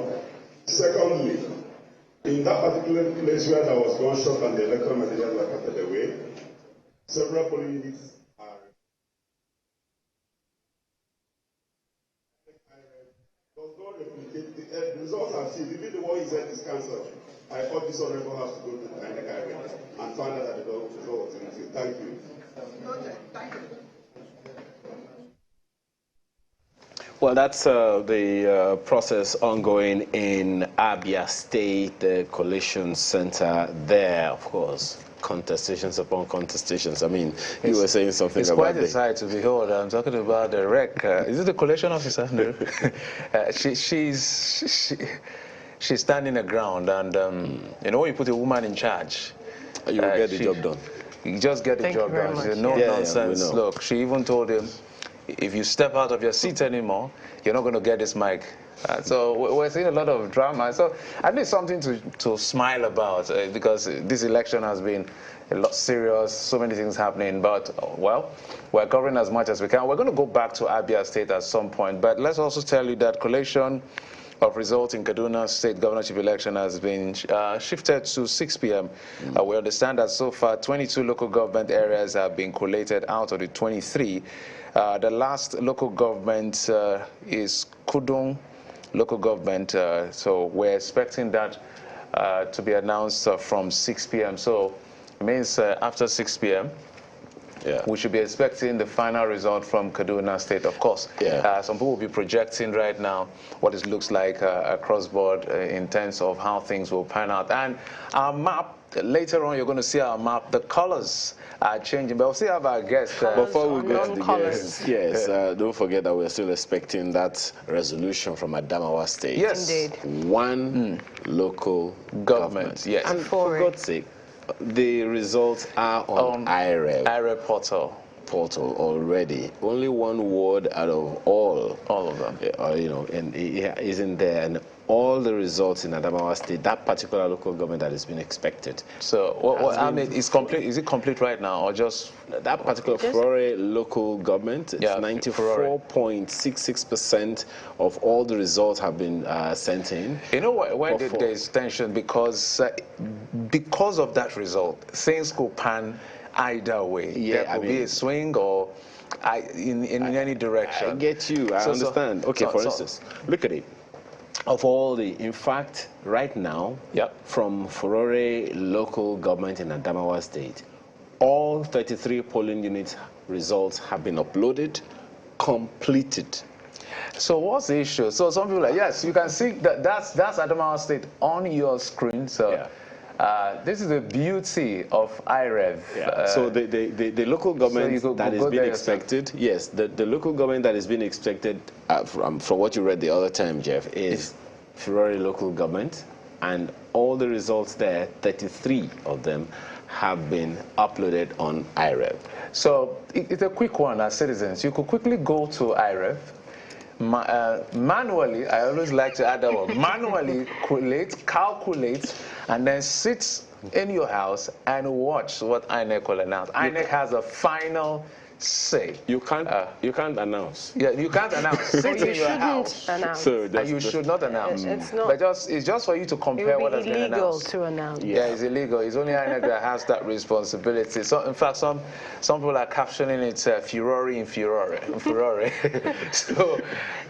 But we can see that the map is changing. But we still have our guest in the studio. Let's now talk to Mr. Larry Thompson. Thank you for staying with us. Of course, you know, this is election, so we'll be going in and out. I wanted to find out from you. One of our analysts earlier yesterday said the presidential election shows how divided Nigeria is, and the governorship election shows how Nigerians can integrate or close ranks for their interests at the subnational level. I wanted you to speak to that particular expression in terms of our fault lines. I know you mentioned a couple of things, and how you even said some things are going on is drama. I want you to speak further on this fault line based on that particular statement that the presidential election shows how divided, and the governorship election sees how people are closing ranks at the subnational level. Do you agree? Well, I think I did say to you at one time that we need to begin to mathematize inquiry, because that way the country gets a better view of reality.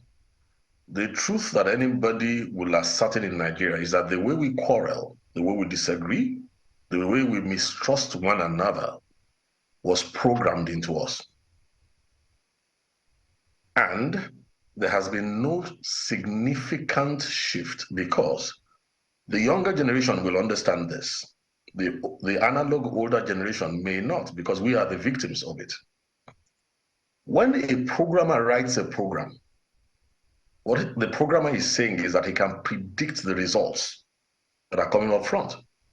So when a nation is programmed based on divide and rule, and the equation based on study normally lasts at least 650 years before it begins to fall apart, unless somebody else writes an overriding program to override the original one, those fault lines will be there, and in times of crisis, people will, go back to the default position.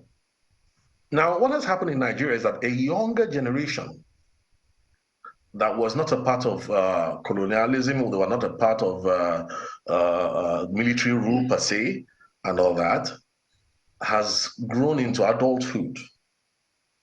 And because of the fact that the global community has shrunk, their muscles are beginning to bulge, but they are discovering something as well. That saying that says, you can't beat the system. So already in their own generation, they're trying to rock the system. Some of them are already being converted into the system, and it's just a matter of time. So until there's still some original thinking, this is where I think we need to borrow some common sense from a nation like Dubai. I mean, the UAE in Dubai. In Dubai, Maktoum, the HRH, His Royal Highness, if you go study some of his thoughts, he will tell you that nations are only as successful as the way they program the younger generations. And that when you want to achieve national success, the responsibility must not be limited to governments alone. It's an all hands on deck affair. Now, for Nigeria, we are the leading nation of Africa. So in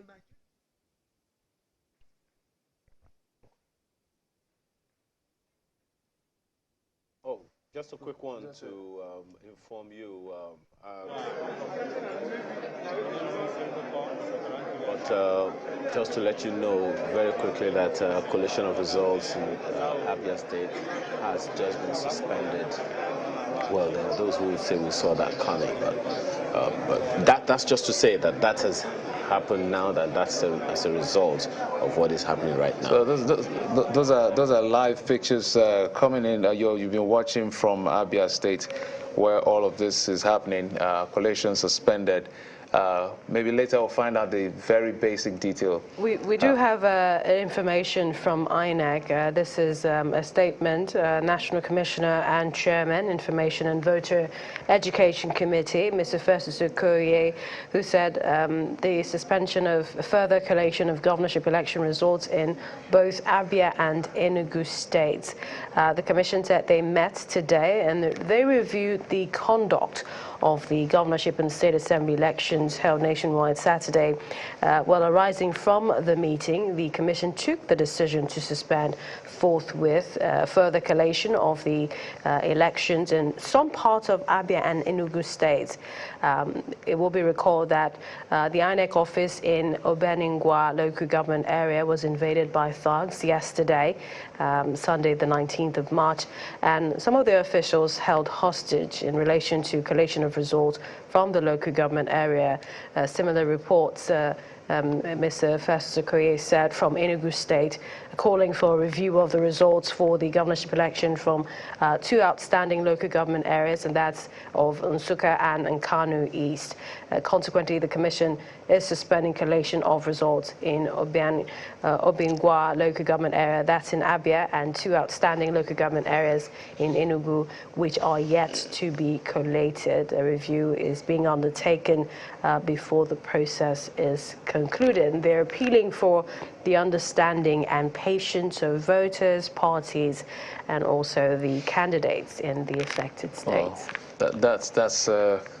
That's the latest from the Commission. They did promise that they will review some of these processes, and we're seeing them keeping to their word. And this is the kind of communication we expect from the Commission that we didn't have at the presidential election. You remember, which caused some of the problems we're still trying to undo right now in terms of what commentators, analysts, and the rest of us are trying to get over. So that's the latest coming in from INEC, so suspension in certain parts due to the reasons stated. As we read out, we still have our guest. I wanted to take this to Mr. AIG in Nano Group. But before we do that, let me just correct an error I have been, committing earlier. Well, Mr. Thompson said something. We need to rewrite a wrong programming, override a program that's been written. Well, let me override one error made earlier.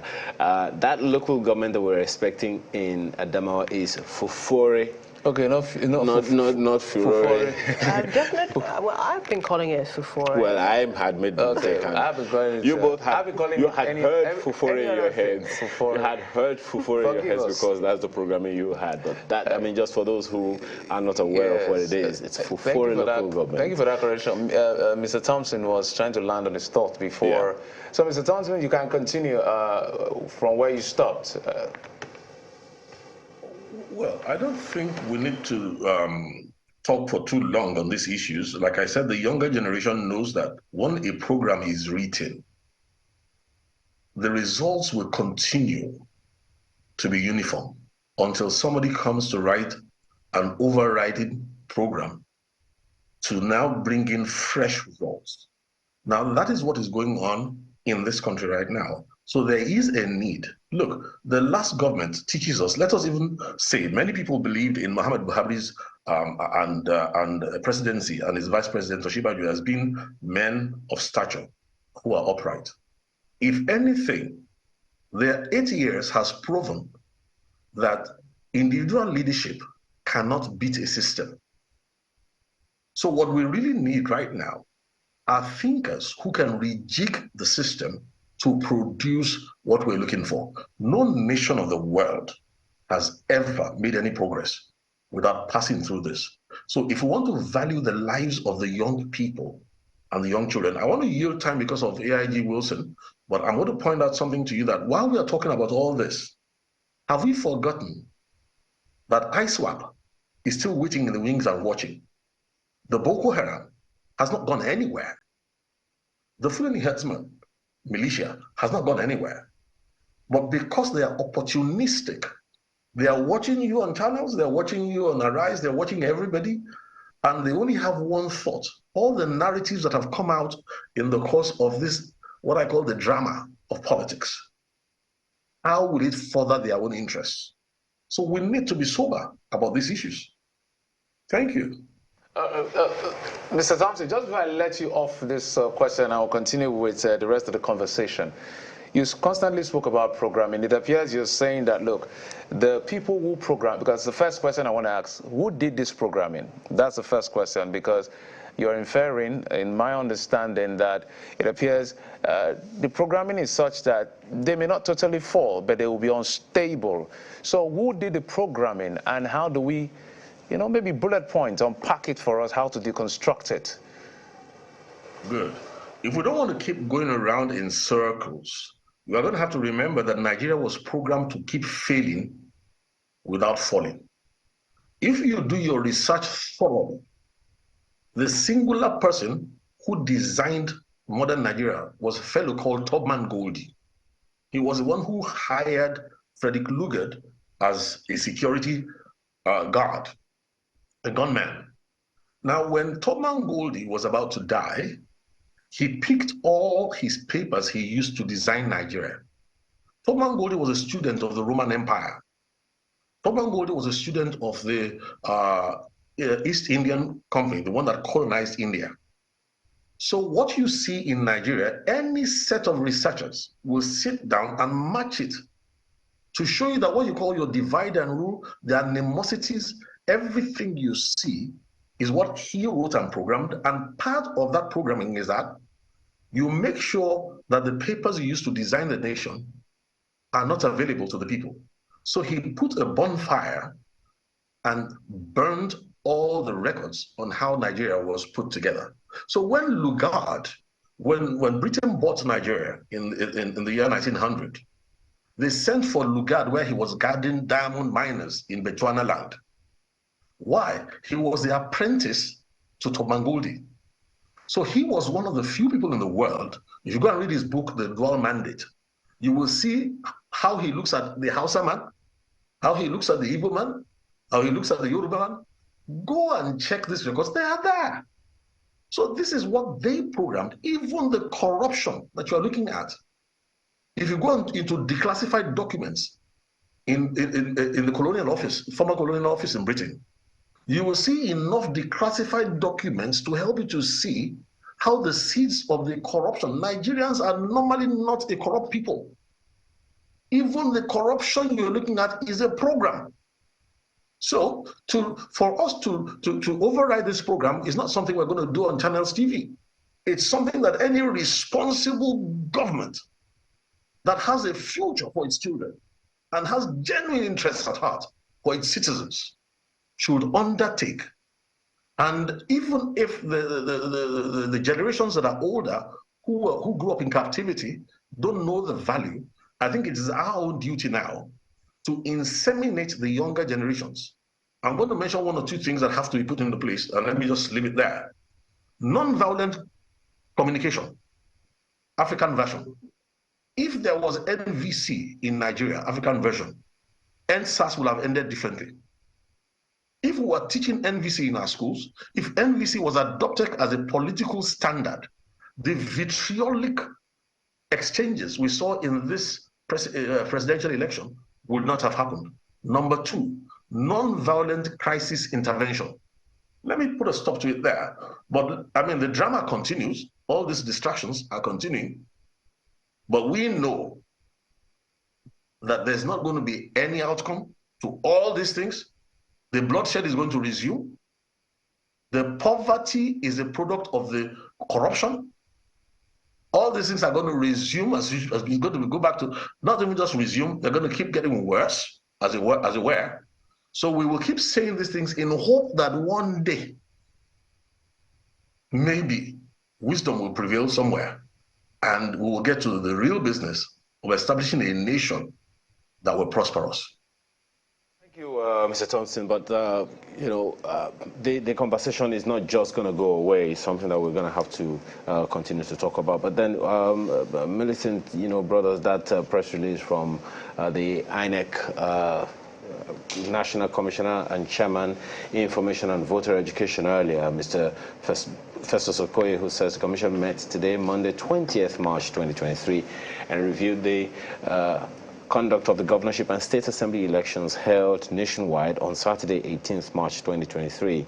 Arising from the meeting, the Commission took the decision to suspend forthwith further collation of the governorship election results in some parts of Abia and Enugu states.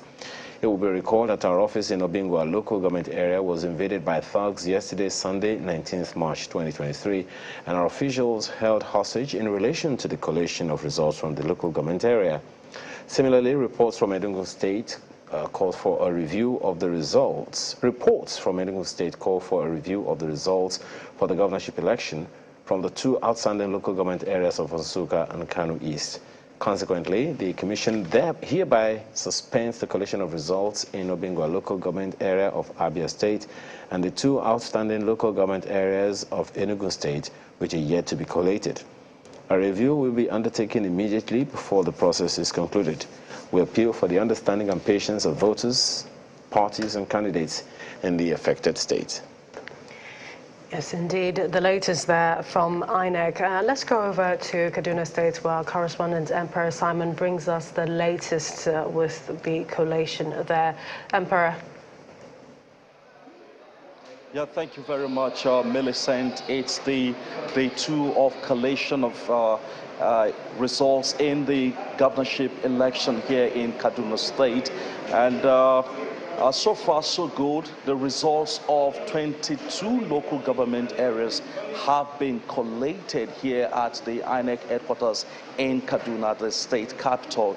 And we're expecting the last result. However, INEC has adjourned the collation of results to 6 p.m. today. This will be the third adjournment that we're witnessing since the collation of results started on Sunday by 10 a.m. The first adjournment was on Sunday yesterday for 2 p.m. and then later for 5 and then 8, and now, of course, after the collation resumed this morning or this noon, by 12 noon, an adjournment has been made for 6 p.m. for the last local government area that is remaining. But I have here with me Mr. Mohammed Awal Mashi, who is the Administrative Secretary and also the acting INEC Resident Electoral Commissioner. Mr. Mashi, good afternoon. Good afternoon. But let me remove an impression. There is nothing like an acting rec. You are either a rec or something else, and that something else here is administrative secretary. So I'm an administrative secretary. Great. All right. So, Mr. Mashi, we've seen, just as I alluded to, 3 or 4 adjournments since we started collation. Why this collation, saying that, why this last adjournment now, saying that we just have 1 local government area to go? Now, you see, you are making the adjournments look as if we are adjourning until Armageddon or till the kingdom come. And that is really not the reason. When we started the work, when we started making arrangements for the collation to start, unfortunately, there were no local governments. Kaduna State is a very vast local government, stretching from Birningwari, which from Kaduna is over 100 kilometers, down to Sanga, which is over 150 kilometers, very close to Jos. So we have to take our time to ensure that the proper thing is done. And the proper thing is to ensure that right from the collation centers, they do the proper thing. And that is exactly what has been happening. When we had wanted to start, there was only 1 local government. And when they came, we realized that there were a little issues with their own collation at their own level. So they sought for time, and we gave it to them. So when you said the proper thing ought to be done, what particularly are you referring to? Is it the transmission of results from the polling unit to the IREV? And perhaps you may want to also give us an update on that. Now, the transmission up to IREV is a gone thing. We had little issues during the presidential election, but that issue is no more extant. It's gone. All the polling units have been activated to ensure that the results are immediately after election, they are transmitted into the INEC platform. So IREF has been functional. So it's really not the issue of the functionality of the IREF. The IREF was very good. We had no issues with them. What I really alluded to by the proper thing being done is to ensure that the collation officers who incidentally are not professional election administrators. We had to train and train and train them, but unfortunately some of them still had little issues, and those issues were what really transmitted into the necessity for us to look at everything meticulously, so that everything that is done properly. And that is exactly what I meant. Now, coming back to what necessitates the shifting until in the next few hours, the last local government, we have 23 local governments, and so far we finished 22, 100%. The last local government, which is Kudan, there was an invasion during the collation. Folks went into the collation center, they started scattering everything, and they tore up all the forms. The Form EC8A from the, polling units, the Form EC8B, wherein the results are being imputed, were all torn to pieces. And so there was a state of confusion at that level. And so they had to come down to headquarters to seek for advice and directive. And that is exactly what is, holding the process. Like I said, so what directive have you given? The directive is for the results to be downloaded from the IREF. And that takes a little time. That takes a little while. We are talking about over 8,000, results. So we have to sieve, we have to go, follow the proper channels before we'll be able to access them. And once we do that, the downloading is going to be easy. And then afterwards comes the harder part. And the harder part is that the collation officer, the collation officer has to be guided towards ensuring that the proper thing is done this time around. Because this time around, we want to do it right. And that is why we made it clear in the presence of everybody, all the stakeholders. In fact, somebody from one of the political parties says he wants their agents to be there when we are doing the downloading. And we have no objection to that. The Commission has always been transparent in everything that we do, from top to bottom. Everything that we do is open and transparent. And that is why when we are starting the process of the downloading, everybody will be there to see what we are going to do. It's more than 48 hours now since voting ended in Kaduna State here, and the residents are very expectant. So would you mind telling us how long will it take for residents, citizens here in Kaduna State to get to know the outcome of their participation in the the governorship and state election, assembly election? Your question is actually not necessary. You have been here, we've been doing the collation with you, you are as haggard looking as I am, and you've been seeing what we've been doing. We started the collation around 1 o'clock this afternoon, and it's only 2 or 3. And within that 2-3 hours that we did the collation, we've already done 2-3 local governments. But for this little niggling thing that we faced with Kudam, we would be talking about ending the whole coalition by now. So I can guarantee everybody that based on the time that we've been taking to do this thing per local government, it will not take more than necessary. We start 6 o'clock. By the grace of God, 6:30, 7 o'clock, we should be through. What might remain is probably the little work that the coalition officer would need to do, because he has to be very, very meticulous and microscopic in the entry into the form. So he has to take his time to do it. But definitely with the coalition, the only local government that is remaining, it cannot take us 30 minutes tops, and then we are through. We understand that the collation has been very smooth so far, but there hasn't been any much objection from the party agents. But we also saw in the last results that you issued out, the PDP candidate did raise an objection to the fact that some polling units results were not captured in that should be Birningwari, I guess. So how is INEC responding to some of these objections or complaints? I don't think there is any issue with Birningwari, even though I must confess, when Birningwari was being presented, I had to go out to do 1 or 2 things in the office. I have my hands full, so I'm not aware of what really transpired. The collation officer here had said that voting didn't take place in 4 registration areas where there were 7 polling units due to insecurity. So, like I said, truly, in all honesty, I'm a gentleman. I'm just hearing it for the first time. So I am not aware, because I wasn't here 100% during the presentation. So I need to go and look at what you are telling me to be sure of what I'm going to tell you. Thank you very much, Mr. Mashi. We do appreciate you giving us this opportunity. So that's the situation here in Kaduna. You can see the collation center is still, has been deserted because of the adjournment, and we're hoping that when collation resumes by 6 p.m. today, at least much progress will be made. If not, the conclusion of collation or the election here in Kaduna State.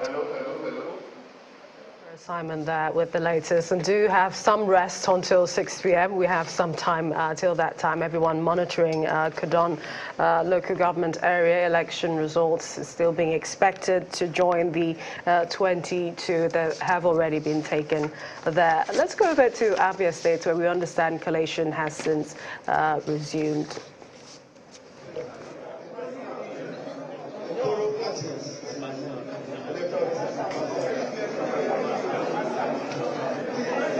Junior professor here in our country.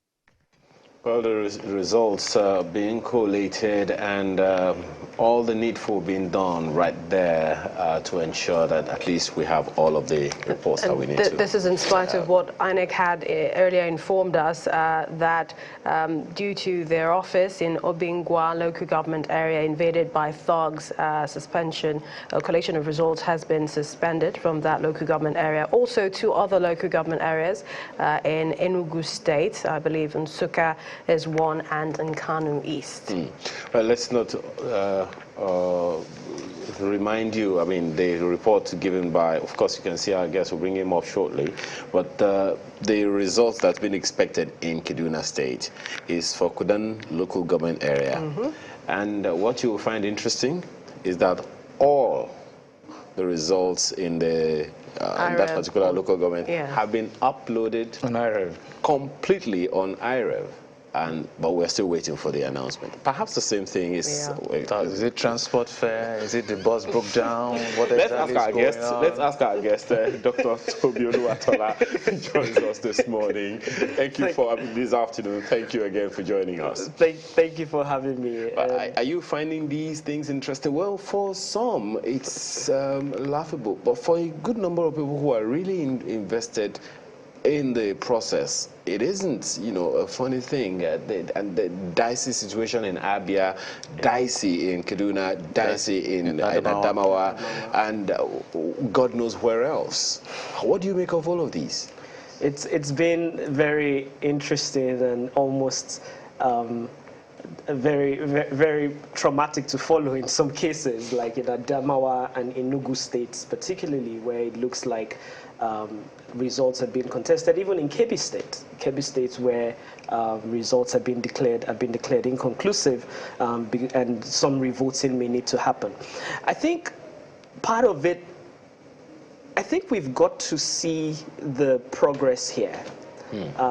Where Kaduna State is concerned that you talked about, we have a case where even though elections have not been declared, there's evidence based on what's been uploaded to IREV, and that's progress. And the same thing we hope will apply to some of these other states as well, Enugu and Abia State. Just to be clear, and we have something we can use to investigate. Yeah, just to be clear, Dr. Oluwatola, the fellow who is being expected to make the declaration or to make the submission at the collation center, I assume is the same person that uploaded that result on the IREV. No, I doubt it. Okay. It's, the IREV results ought to have been uploaded at the polling units. Okay. So if all the results were uploaded at the polling units, that person no longer is one single sort of point of failure. But he is the one. Removed. Yes, he is the one to whom all these fellows who uploaded the results will come and give the reports to at the local government level. Yes, at the ward level, and then to the local government level, and then coming to the and state then before collation coming to center. the state collation Okay. center. So that way, it's almost like a blockchain. So that way, there are so many points. If the system works well, there's so many points where, even if there are a few points where there is failure, at the end of the day, there is a central point of comparison. And then if there are issues, then there are only a few polling units where you can then compare with the results that were uploaded. So when the system works, it's actually good. But there are obviously places where there are accusations by opposition parties or parties that are that seem to be losing that results have been doctored even before they were uploaded. Which is where I have this question. Yeah. The political parties raising the issues were supposedly represented at the polling while the voting was going on. Yes. While the results were being collated at the polling unit, while the sorting was going on, the counting was going on, they were supposedly, or at least the law expects, that they are represented at the polling units. So what then would be the basis for the disruption in the system, as you put it? I think that it's very simple. I think that the political parties have their role to play, and in many cases are not playing it adequately, because they are at the polling units. Yes, there are other parties who have a role to play, like the security services, who also have to protect everybody, including the political parties. And in some cases, the political parties are scared off the polling units because thugs come in, political jobbers come in and do all that. But the parties have a role to play, not just to monitor as the results have been uploaded to IREV, but also to self-collate. You know, a big part of your electioneering process has to be that you are prepared to also have all the results from your agents come to your own situation room, so that even if the election goes to litigation, you have clear evidence. Let's take the question back to AIG. AIG, like we were talking about Adamawa and some of these places where we're expecting just one result, and it's already on IREV. From your experience, what is causing this delay, sir? Thank you. You were, in your earlier remarks, you talked about polling agents and all. But one thing you may not know is that some parties impersonate the other. So you could find an agent with a tag of a political party, and when you look closely, that tag could be fake. And so in a polling unit, you could find 5 agents. 3 or 4 may belong to one political party. So the presiding officer has to be diligent and carry out proper check. And it is the political parties that they give the number to, I think they have these tags for their agents. So that's a major problem. And that's why you have collusion in terms, they give them money and all of them. You could find, just like you see politicians camping from one political party to the other. Agents go to the polling unit in the morning, and once money exchange hands, they switch loyalty, and it becomes a problem. I think the management of agents by political parties is not very tidy, and that's why you're having some of these problems. Now, INEC. Sir, I wanted to add this to as you're about to land, the fact that you talked about collusion. We know right now that it's impossible to impersonate anybody with the BVAS. Is it that we need another machine, I don't know what to call it, so that polling unit agents or political parties will also have to, will you call it, accredit, so that with biometrics, you can't impersonate anybody. Is that the way forward? What you may not understand, the beavers is new, and some presiding officers may not be smart enough. They think they can manipulate this machine. And I think that may partially be responsible for some of the confusion that you have play out. You know, politicians, when INEC gave a lot of hope and confidence to the electorates. And so you have a surge in the number of those that went to collect their PVCs and turned out for voting because they believe in the system. They were given hope by INEC. INEC now has a responsibility to maintain this hope because you can't leave it all on law enforcement. But when you create tension, for example, election took place on Saturday. Today is Monday. 2 days after, you've not declared result in some, and you have the result uploaded on IREP. So that creates tension, and that's a problem for law enforcement. But I think what you may not understand, some of these individuals are working in polling units think they can manipulate the system, and so they create all kind of confusion. And then politicians now observe that, look, if it has to depend entirely on biometrics and facial capture, it is also possible. They now say, if we can't do that, they engage in voter suppression and increase work for law enforcement. I met a guy who told me that somewhere, I said that the sister went to vote. The sister left home with PVC that is not hers and went to the polling unit, presented it. They just ran the beavers through, gave her ballot paper, and she went to vote. So some of these things they are not totally foolproof, but if INEC begin to review, they begin to see some of these things so that the foolishness displayed by those who think they can manipulate the system will be exposed. And I think that's one thing that INEC can do to create that confidence, which they have built, which has galvanized a lot of people to come out. Otherwise, the confidence they have been able to generate among the electorates may not be sustainable. And once they begin to lose confidence, don't forget, it is as a result of lessons learned from past elections that the issue of IRF, beavers, and all that come up.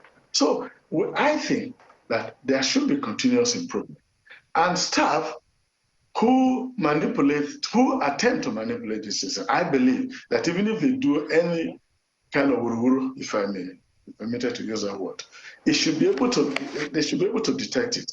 Because what used to happen, somebody goes to the collation center, it might be the local government collation center, and say, look, brings in a lot of talks, just declare, intimidate every person, and under duress, there should be that mechanism that even if such declaration is made, going through the IRF, through the uploading, that should be able to reverse. In that way, you reduce tension and you reduce the job of law enforcement, because the law enforcement is handicapped by human resources and equipment. And they are not going to be everywhere. Where you have 10, 23, up to 20 people invade a polling unit and then take the security 2, 3, 4 there unawares, because they may not have intelligence or information that some people are gathering somewhere.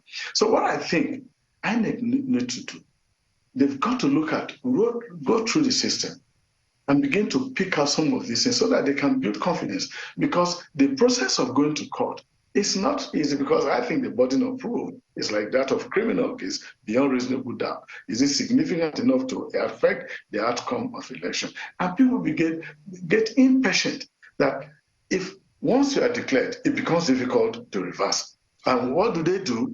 They do employ all kind of underhand method to sabotage the system.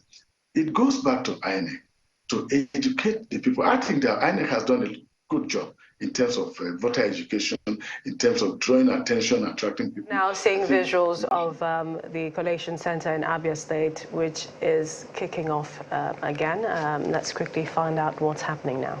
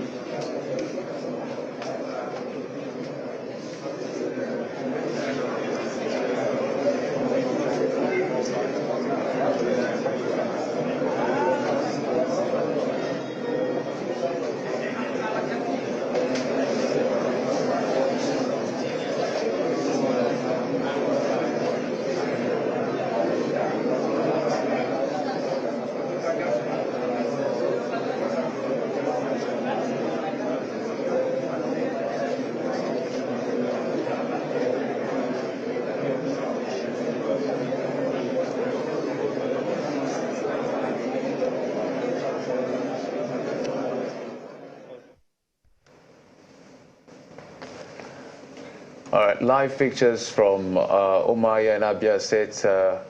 We're waiting on them to announce the remaining 2 local government areas. We understand that 15 out of the 17 local government areas have been announced so far. And we expect that the ones that can be announced today, because we read a statement from INEC where certain places it was suspended at the ward level. Just and all one, that's Obingwa, local government area. So depending when all of that is resolved, we expect that the ones that are available will give us some idea of where things are and where they may eventually go. Millicent?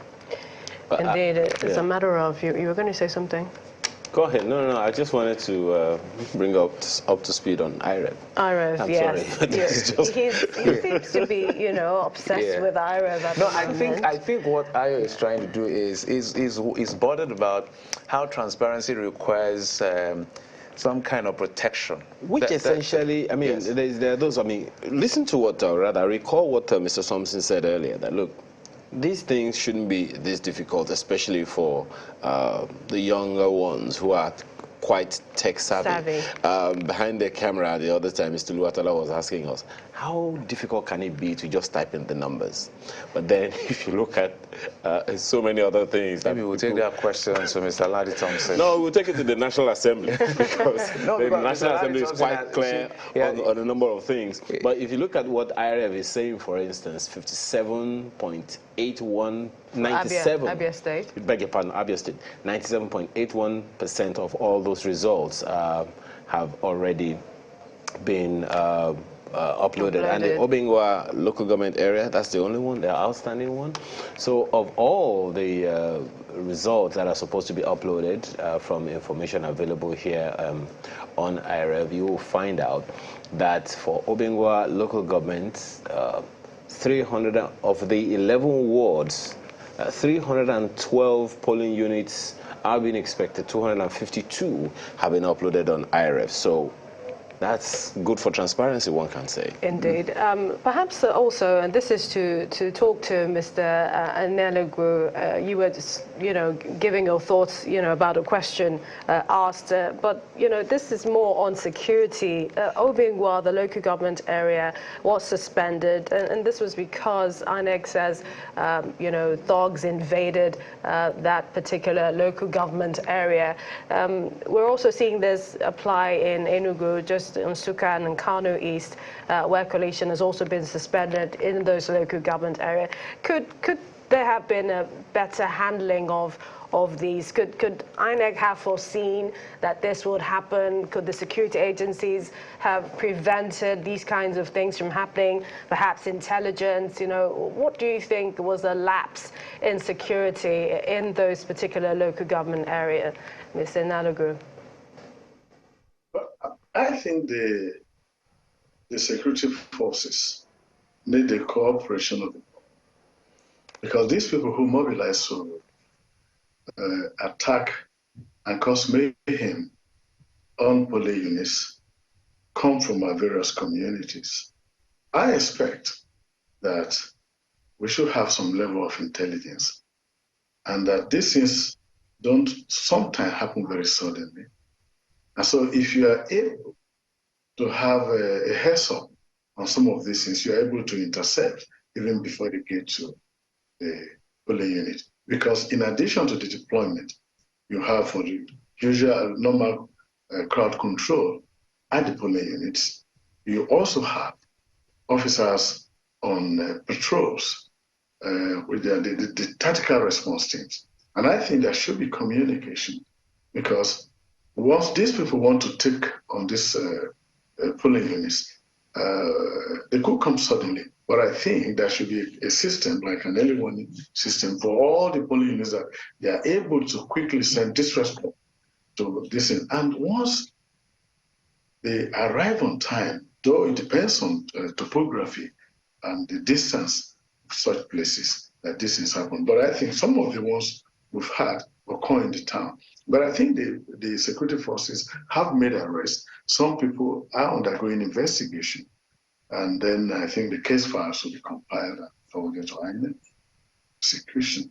But I think, and the officers who they elect on their duty, I am aware that some of them have been in custody and undergoing disciplinary proceedings. So what I think should be done is the collaboration, because in preparing an operations order or a plan for security coverage of election, you have to you develop threat analysis, which the DSS, the SIB, and other intelligence units within the other security forces are able to make available to the MPF, that has the primacy for providing security for the election. And all these things are pulled together, and then their deployments are done in such a way that those areas you think pose serious threat, individuals within those communities that have a history of thuggery, that once such things happen, because these things come over time. You build on them, and you look at, so these are the guys in this community, because the guy that caused thuggery during 2019, if he's still alive or if he's not in prison, he's still able, the politicians will still go back to such. Because what I think is playing out Beavers is going to capture. Therefore, at the polling unit, you are not going to be able to carry out a lot of rigging. Therefore, where you think you are not strong, you deploy your thugs to disrupt. But I think INEC should find antidote to that. So the bottom line is the community should support the police and other security agencies to be able to know the individuals within their community.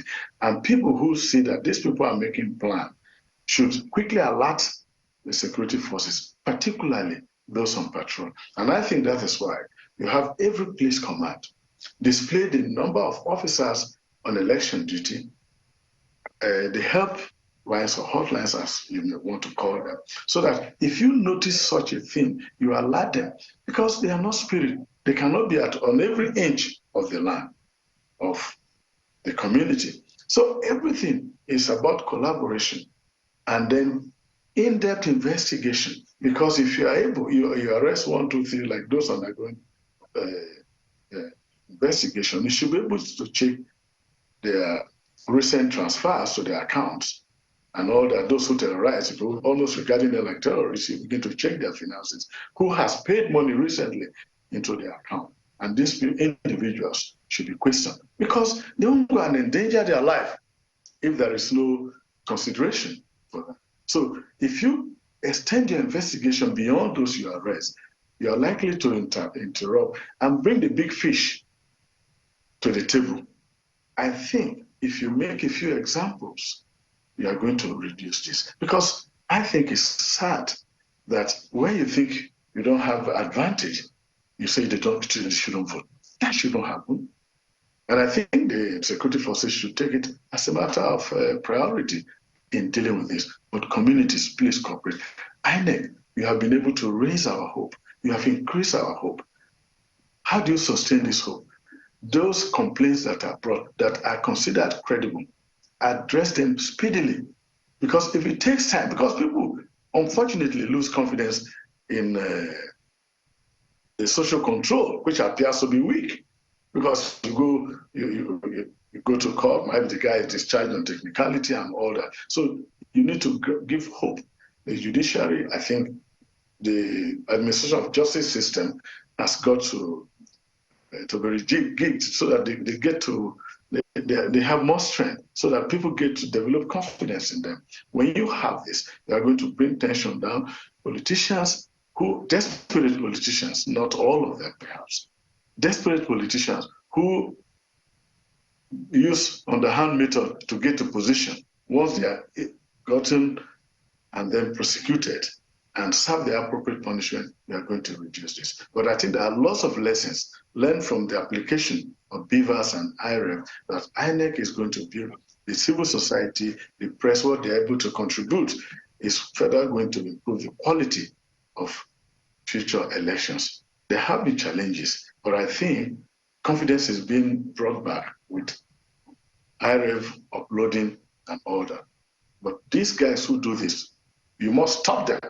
If you don't stop them, it's going to be a problem. And that is why I don't see, with all that is happening, even if the distance is 300 kilometers from the headquarters, that today, Monday, you still don't have results. One local government is holding, somebody is playing pranks.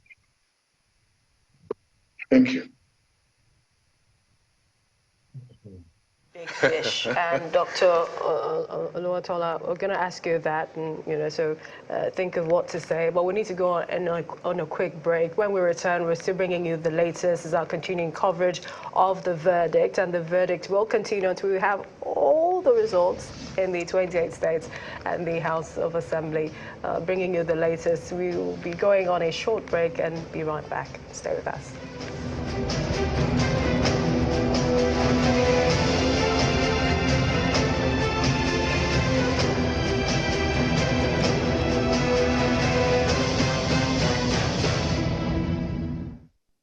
Continuing coverage of the 2023 verdict, state elections, there are some updates, Millicent. Yes, there are. Rivers collation was suspended very shortly. We understand 21 local government area results have been called out, so a few more expected. And collation, you're looking at the live visuals from Rivers when they begin. We will, of course, take you there to listen to the latest. We also understand that Delta State 25 local government area results have also come in, and a few more expected. I know that is one of the battle states, according to Jeffrey. Delta, oh, the battleground. And Adamawa State, of course, interests. We'll most certainly update you on that one in a little while from now, as soon as we have information about that one. From our understanding, we're expecting only one local government. And that's similar to Kaduna. Which is similar to Kaduna. And then we're hearing some things about Kano State, whatever that is. Our correspondent will be speaking to us any moment from now. But as soon as that is ready, we'll bring it to you. So wherever it's happening across the country, whether it's a delayed result or a disruption or collation, whatever is happening, whether people are jubilating, and we'll just bring you every story and everything that's happening across the country as far as the 2023 governorship and the State Assembly election is concerned.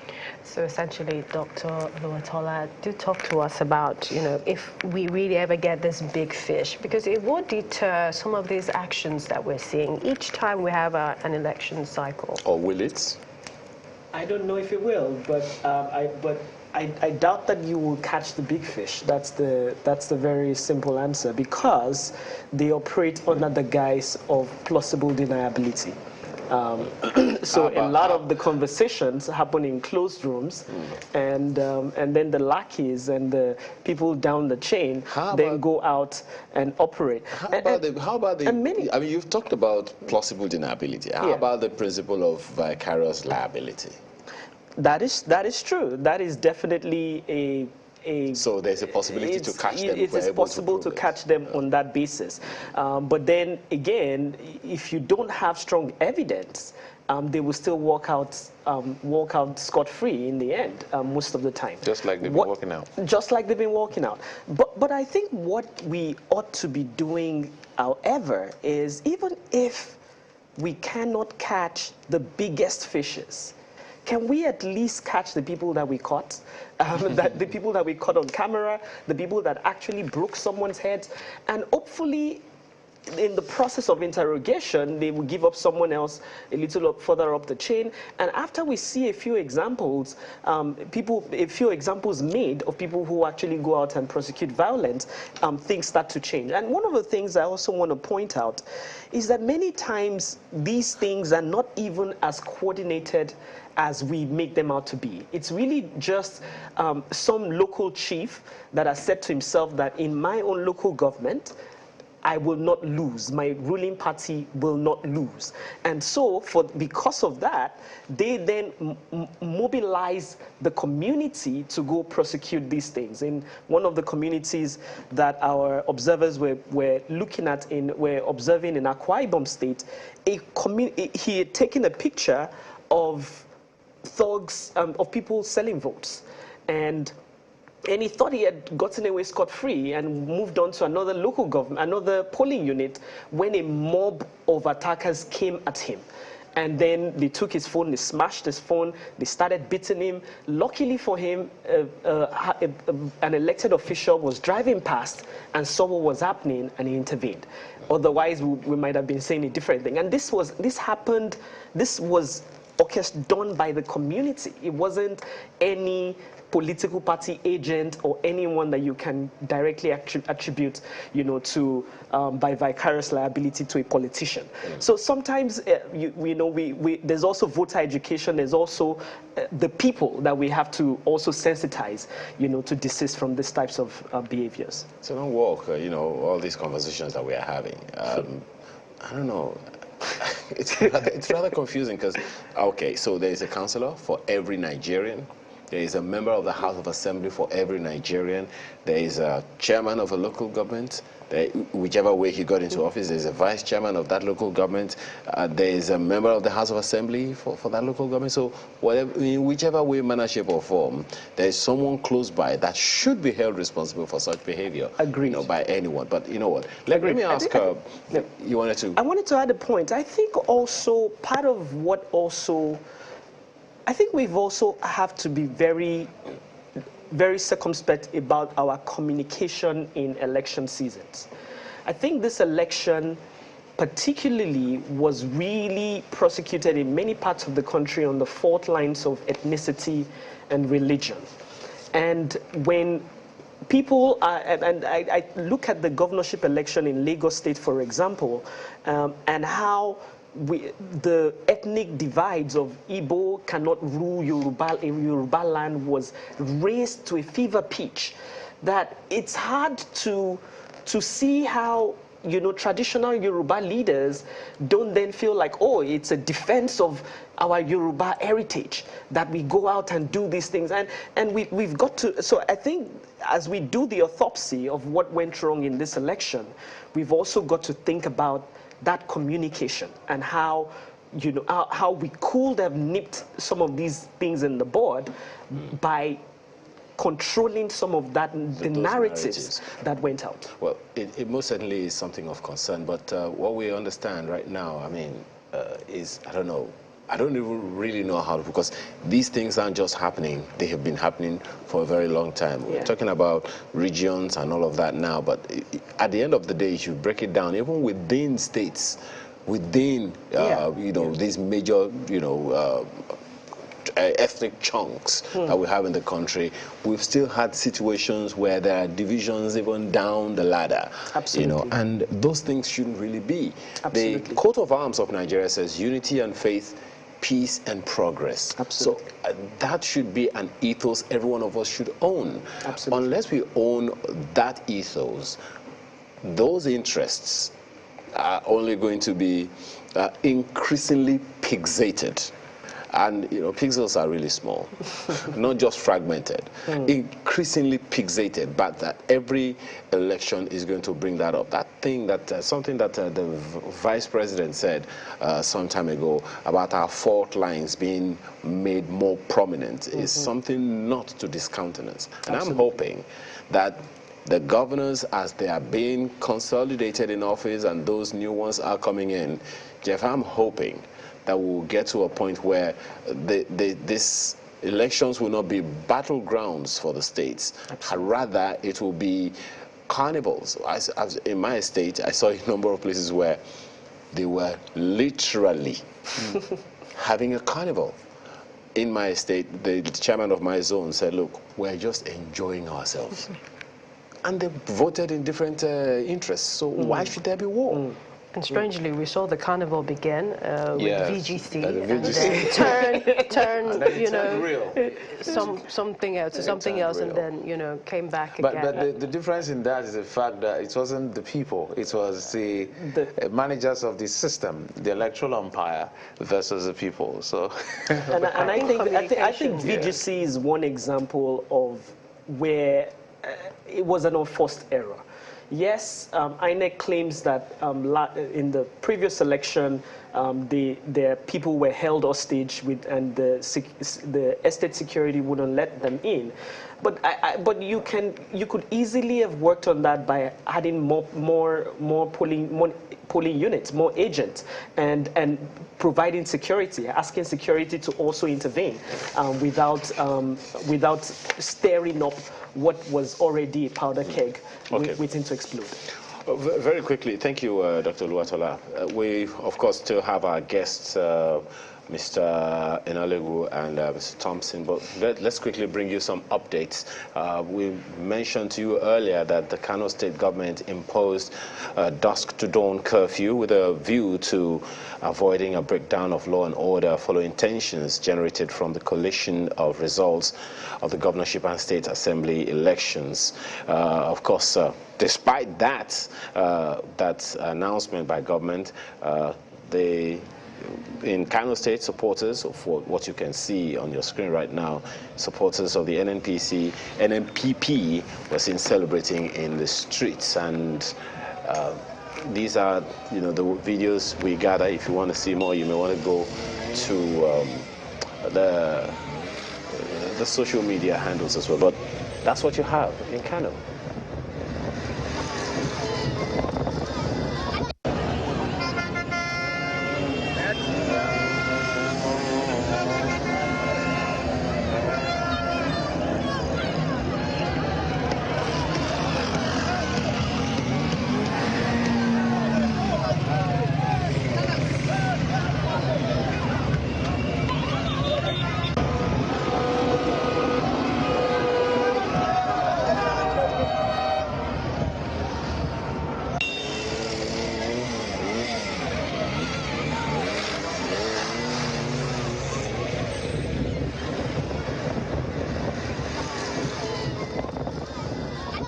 Reports there coming in from Kano. We hopefully will be hearing from our correspondent on the latest development there.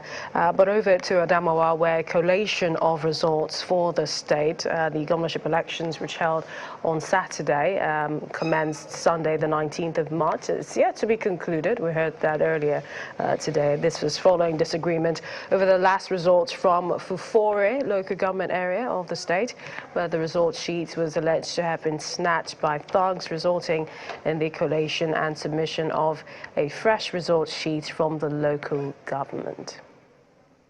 At the time when they have started in the broad daylight, with security and party members and INEC staff and so many stakeholders in their presence, an assumed thug just walked into the INEC office and seized the returning the coalition result of the local government and run out with it, and nothing happened with him.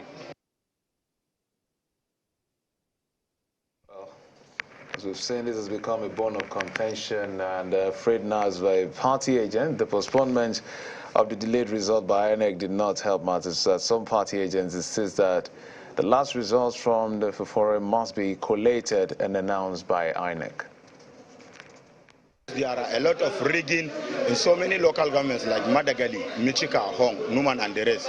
So apart from that of Fufore, the reason why I say it's exceptional is that because the result, the electoral officer and the returning officer have brought the result here. They have declared the result and they brought it. They uploaded the result on the server since yesterday in Fufore. After they presented that result today, when the PDP saw that with the margin in Fufore, we are leading, they said they will not agree. Don't forget, since morning, they sent talks to go and tear the result in Fufore local government and make sure that they change the result and reduce the number of our votes, because we have already won Fufore comfortably. So when that fails, they come back here this evening, started shouting that they will not accept the result that have already been uploaded in the INEC server. They will not accept it. They all gathered, all the cabinet, the entire cabinet. They took themselves to Fufore local government, forced the returning officer and the electoral officer, make them to sign another result, to fill another result and sign it under Durex. And it is only their agent that signed. Nobody from any political party is there to witness what happened in the collation of this result. They wrote it themselves. They took themselves back here to INEC, to collation center here, and they want to enforce that result on us again. While there is already a result that is in the server, everybody is seeing it worldwide. So that is why we say Fufore case is exceptional. And nobody, I repeat, nobody can make us agree with this result that they fabricated and brought it here. In reaction to that, the resident electoral commissioner in that state, Mr. Hudu Yunusa, has absolved himself of any alliance with any of the parties or their candidates. I don't partake in politics. I have the INEC itself has no candidate. I don't have a candidate of my own. By the way, I'm not from this state. So please, what we did is a normal precaution.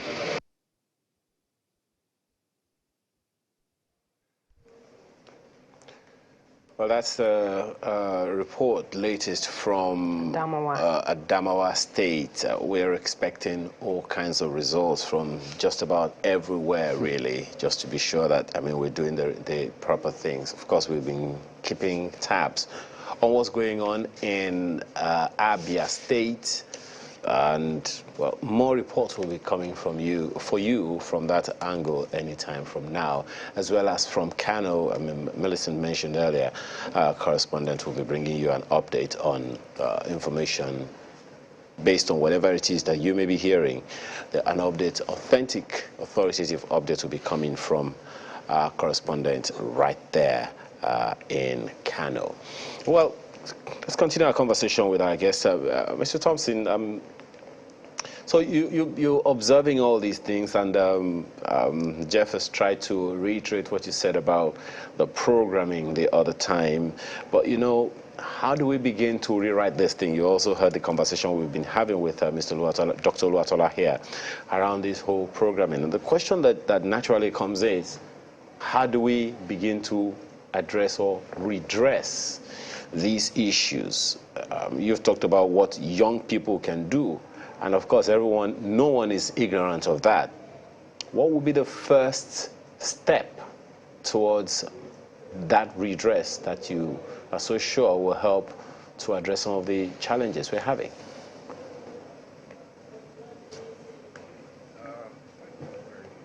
Again, Mr. Thompson, that's for you, sir. Oh, sorry. Can you hear me now? Hello? Go ahead. Yes, we can hear you. Go ahead. Good. Now, let's go back, first of all, to those pictures that came out of both Adamawa and Kano State. Now, if you look at the young people who were there in the streets defying the orders of the governor, and somebody were to interrogate them, that what exactly in their minds is going on, you're going to discover that one of the things we're going to have to do to help ourselves, first of all, is this. The so-called democracy that we are practicing has to be tropicalized on behalf of Africa. Why? You're going to discover that in the mind of the average Almajiri that you are looking at, I mean, are they in Kano? The people who put together the democratic package actually were mostly started with the Greek thinkers. They put together a package with at least 3 institutions that carry power normally. And then they put in checks and balances to create the very basic of democracies. Now, the truth is this. In Nigeria here till the day after tomorrow, the reason why people don't really turn out to vote is that the whole idea of the democrata or democracia is so foreign in the minds of people that the only thing they can relate with there is the monarchical part, which is what the presidency, you know, represents in that balance of powers.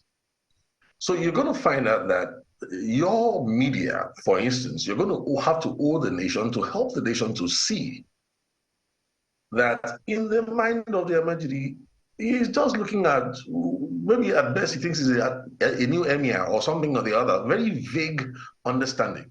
Even in the southern parts of the country, you're going to find out that the reason why people have an apathy and never really turn out for this voting process is because nobody has realized that we need to tropicalize democracy.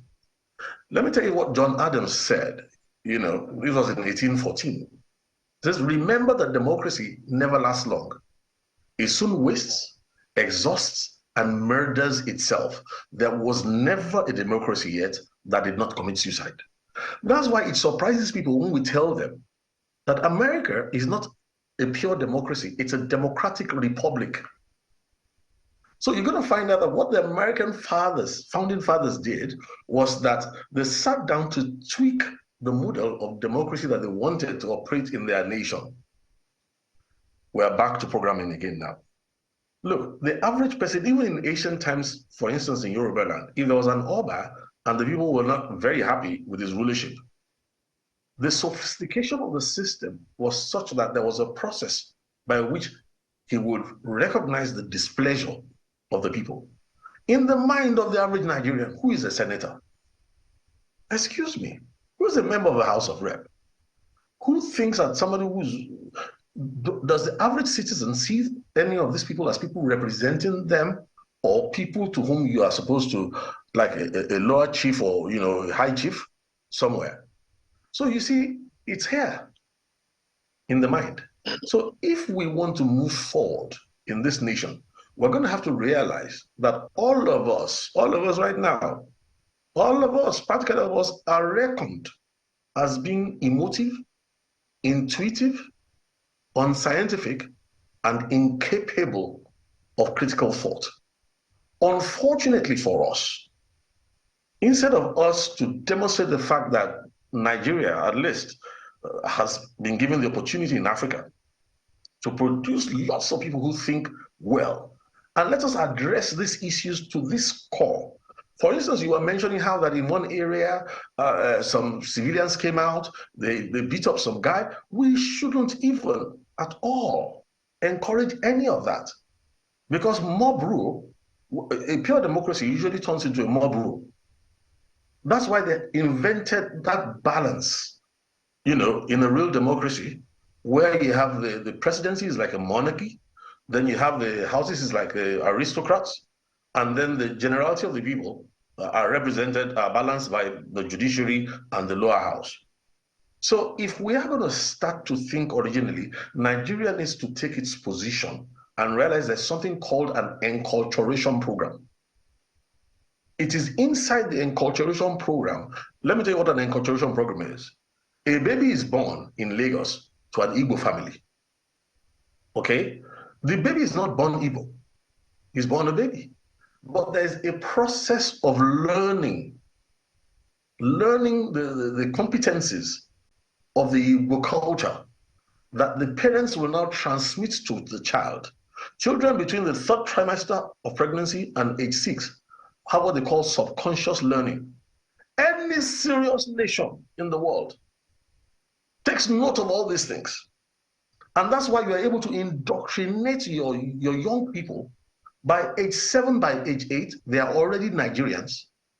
And they'll be too Nigerian to now begin to claim, I'm Igbo, I'm this. Look, we did some of these experiments a while back.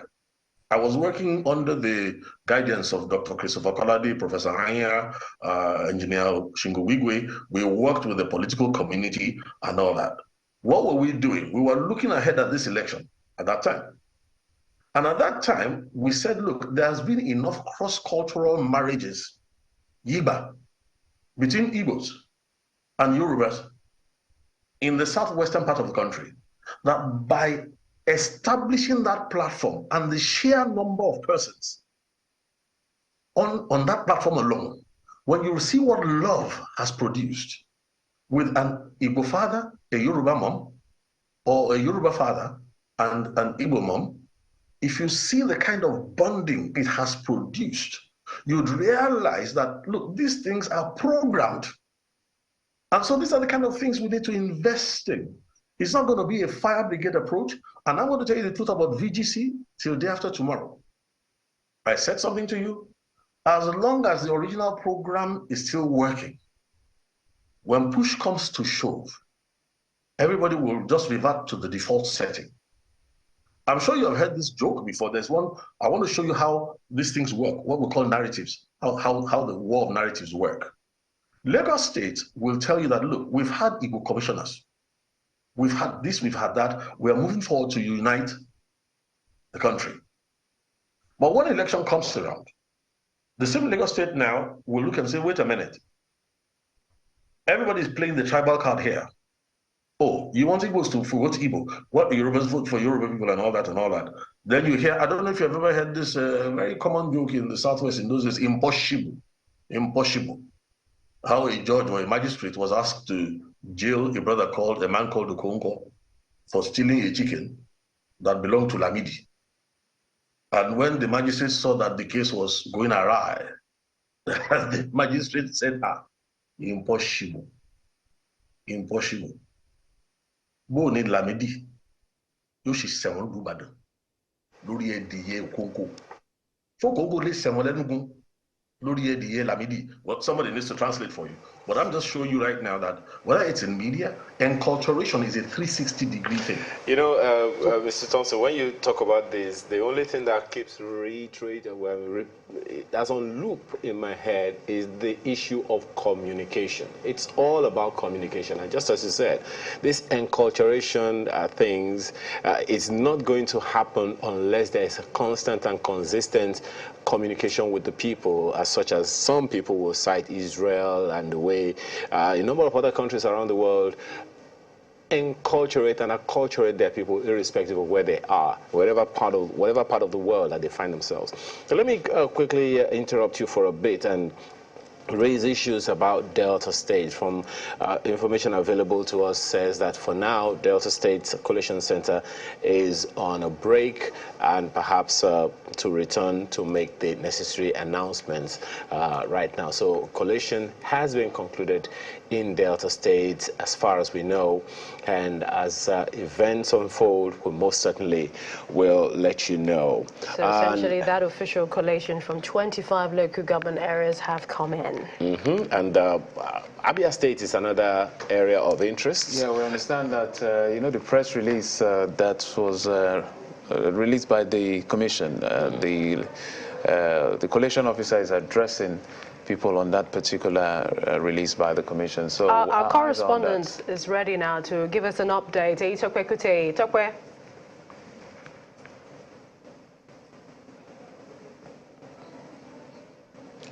Go ahead, Tokwe, we can hear you.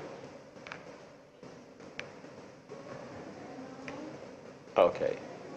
Oh, we certainly, okay, well. Tokwe. There you are. Tokwe, go ahead, we can hear you, we can see you now. Tokwe, if you can hear us, go ahead, please. Oh dear. So as soon as we reestablish connection with Tokwe, we'll get back to him. But just do remember, we still have River State. And Kaduna State. And Kaduna State. And I think Boeing at some point, we're going to give that update. Indeed. So all of that, the color of the map it just keeps changing. You won't just collect. It you won't just forget will until we have all the results in the bag. I'm curious about Tokwe is standing by now. Let's hope we can have him. Tokwe, go ahead. Okay, we're back here at the collation center here at the state capital, Umaya, the Abia state capital, at the INEC headquarters, and we're on break. The returning officer, Professor Nenaya Oti, shortly before she left, she read out, she allowed the administrative secretary, who is the acting rec, to read out the press release earlier released by Mr. Festus Okoye, the INEC National Commissioner, about suspending collation here in Abia State due to issues arising from the collation of results in Obingwa local government area of Abia State. They were controversial Obingwa local governments. This same local government was reported yesterday that hoodlums attacked the local government council when electoral officers and collation officers were collecting results, and they had to call for reinforcement from security operatives to come and ensure that the electoral officers and the collation officers were safe. So that is the situation now. She's gone on break and she's adjourned till maybe tomorrow, maybe not, because from the letter they read earlier, some national commissioners will be arriving Abia State tomorrow, and then after the arrival they will review the results from Obingwa local government area of Abia State. Then from then we'll know where we head to from the review of that result. But so far, out of 17 local government, 16 results have been announced, and the Labour Party is leading, and YPP has one local government, which is Osisioma, and PDP has 5 out of the local government that has been announced, while the Labour Party has 10 out of the 16 local government that has been announced so far. Very very interesting, Tokwe. But you know, you indicated some developments earlier while the collection exercise was going on, and I know, of course, there have been contestation upon contestation at almost every collection center that we have surveyed so far. How has that gone on? How has it helped or disrupted, if I can use the word, the entire collection process so far? It's been riddled with drama. Of course, you've been seeing it. There's been contestation by agents of some political parties. Okay, first, let me bring you up to speed what really happened when we started. The collections today was supposed to start around 10 a.m. Then the public collation officer came and said the collation will be shifted to around 12 because they have some issues to clarify before they start the collation. So when they came back by 12, no, before then, the electoral officers and collation officers from, I think, OCCMA, one of the local government, were sitting somewhere inside the hall trying to put together their figures. Then an agent from one political party went there to monitor what they were doing, and before you know it, tempers flare and it was all rowdy, altercations, until security operatives came to bring normalcy to the situation. Then after, when that was done, during the collation started, and during the collation, every local government that was brought up here, there's this man, I think is the PDP party agent. He always contested the results from each of the local governments. So at some point, everybody was, they weren't really patient with that process. Why is it the only one always coming to contest? Then every other political party agent too came around. That was how, but in the wisdom of the returning officer, she was able to calm frayed nerves, and she gave a ground rule that everybody must follow at the collection center. But it's been interesting, it's been drama, and out of 17 local government, we have 16. But the point is, we don't know if tomorrow, if next tomorrow, the remaining controversial Obingwa local governments the results will be out. We're still waiting to know the result of the outcome of the review tomorrow. We have to thank you very much. The one thing that I continue to say to you all on the field, because your job is not easy, please be safe. No matter what happens at the end of the day, we want you alive and well. Thank you so much for the good work you're doing, and most certainly we know you'll keep us informed whenever any development comes on. Good work and well done. So guys, that's what we have for now. Talking about more developments, collation in rivers has also been suspended till about 5 p.m. today. We understand it's one local government area results being expected, Ahoda West. Ahoda West, that means they've announced Asari Toru, because we're actually expecting Asari Toru and Ahoda West. They've announced 22 now, so it's remaining Ahoda West. I can remember there were issues in Ahoda West, so probably that caused a delay. So we're looking out for all of this in our continued coverage of the 2023 governorship and the state assembly elections. So maybe we just take our final thoughts with our guests. Yes, certainly. 30 seconds, if you will. Dr. Oluwatola, let's start with you. Sure, thanks. So I just want to say that democracy is a journey, and yesterday was yet another bus stop in that journey. And many of us observers are very upset at the things that we saw. There was a lot of vote buying, a lot of voter suppression. There were lots of ethnic baiting and lots of things that we're not proud of as Nigerians. But we also have to be very careful not to fall into the trap of those who will call the dog a bad name just so they can kill it. And we have to be careful that whatever happens, we have to do everything by the law in a way that protects our democracy first and foremost. AIG, let's bring it to you, AIG, to wrap up the conversation, sir. Security agencies to activate the post-election phase of their operation plans to ensure that they follow like we saw in Kano and perhaps Adamawa, to keep their eye on the ball, not to take their eyes off the ball, to ensure that and advise the public in their messaging that they should be temperate in their celebration so that it doesn't infringe on other people's rights. And also that they should work closely with their communities and be able to deal with these issues before they get out of place. I think in doing that, we're going to have it peaceful. And then there's a need for more messaging consistently so that they can get the public on their side. And if they get the confidence of the public, we'll be able to manage the fallout from some of these contestations we are witnessing. Thank you. Mr. Thompson, you have the final say. Your 30 seconds, please.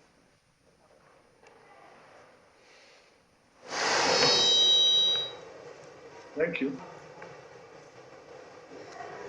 Mr. Thompson? Well, my final word is that all over the world, it is said that any security that can be seen is no security anymore. So strategic thought is all part of security today. And I don't think we need to reinvent the wheel. If we want Nigeria to move forward, the security sector needs to, take charge of strategic thought and help us to get to where Patrick Henry was in 1774. When in Carpenter's Hall, he made a speech saying, Virginians, Bostonians, New Yorkers, New Englanders, we are no more. We are now Americans. Why? Because they wrote a program to enculturate an American in such a way that his identity is stronger than that of a New Yorker or any other smaller unit. So like I keep saying, is back here. Whoever, like I said before, if we don't solve the systemic problems, it doesn't matter who becomes president, governor, or anything. We need to solve these problems. Mr. Laddie Thompson, for all of the contribution that you put in on the program today. We can only thank you all, gentlemen. Let me begin with you, Mr. Laddie Thompson, security expert. Thank you so much for your perspectives, and hope that some of that will be taken on board with the next government, as well as AIG Wilson Nolego, retired, also a security expert. Thank you so much for your time, thoughts, and your counsel, as well as Dr. Toby Oluwatola. Thank you so much for your perspectives, and all the best at all times. We're taking a trip to Rivers. Our correspondent Charles Oporum brings us the latest with the developments there. Hi, Charles. Good to see you.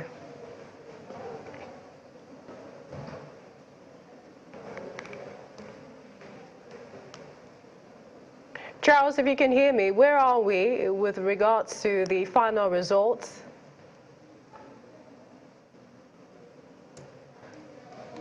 I'm not sure that Charles can hear us at this moment. I guess we might have to sort out that audio. But just another news, and this is coming from the Independent National Electoral Commission, talking about the conduct of governorship and state assembly elections in Kwande local government area. If you remember that local government area in Benue State.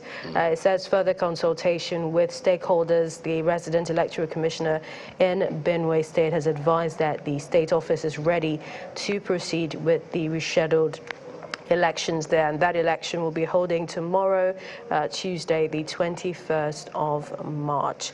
If we remember, it was suspended, and this was, they said, an inadvertent mix-up of some of the sensitive materials to state assembly constituencies in the area, Kwande East, Kwande West. Well, I guess, quite right. I've been curious to go to my board for a while, so maybe this is our chance. Let's do that very quickly. To take a look, because Mr. Ladd is standing by to take over. So this is what the colors look like now, if they can come to us. Yes. Okay, maybe I stand this way. Yes, for the results released so far, about 13 states. This is what we're looking at the moment. You can see some have turned red, some have turned green. The others, you can see Kano, the big upset. Kano has turned that color.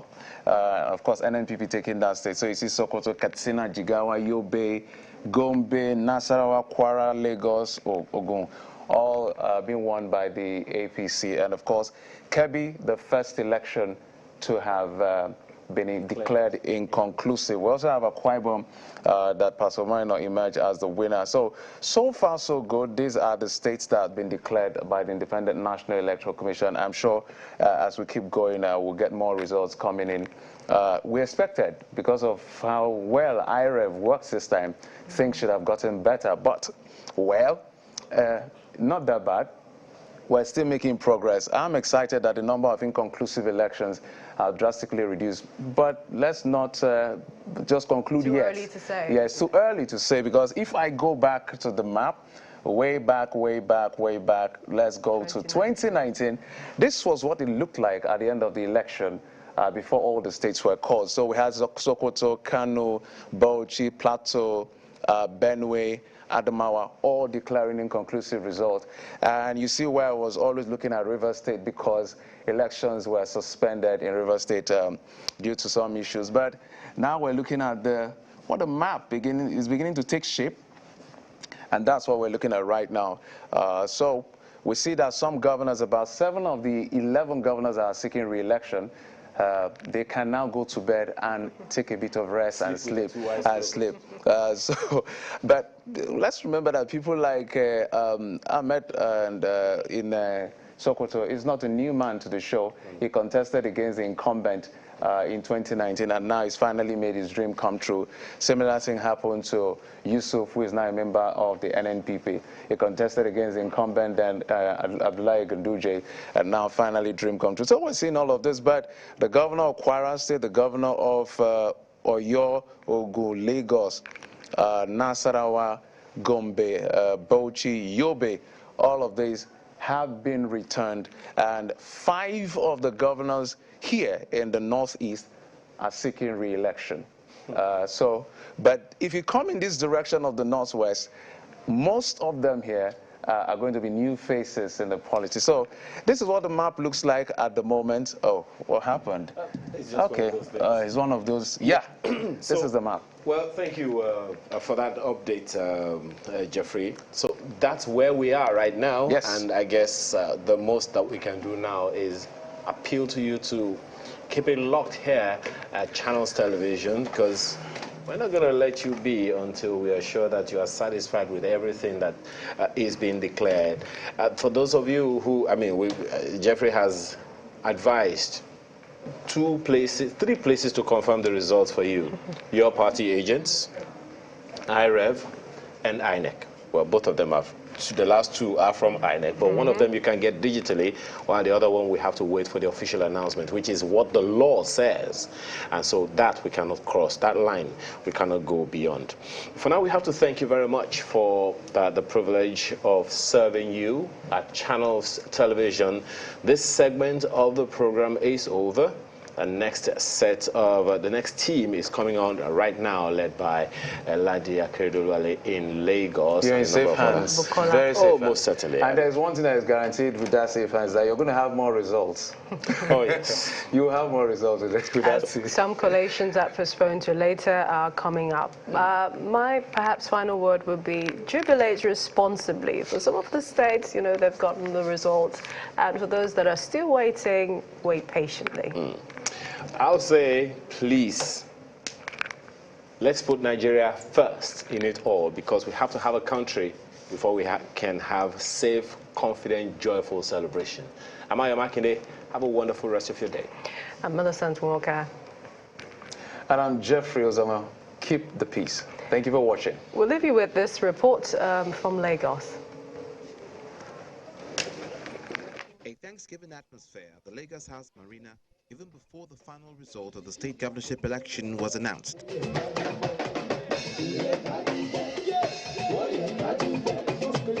Members of the All Progressives Congress, senior government officials, family and friends make their way into the government house to celebrate what the numbers show is a clear landslide.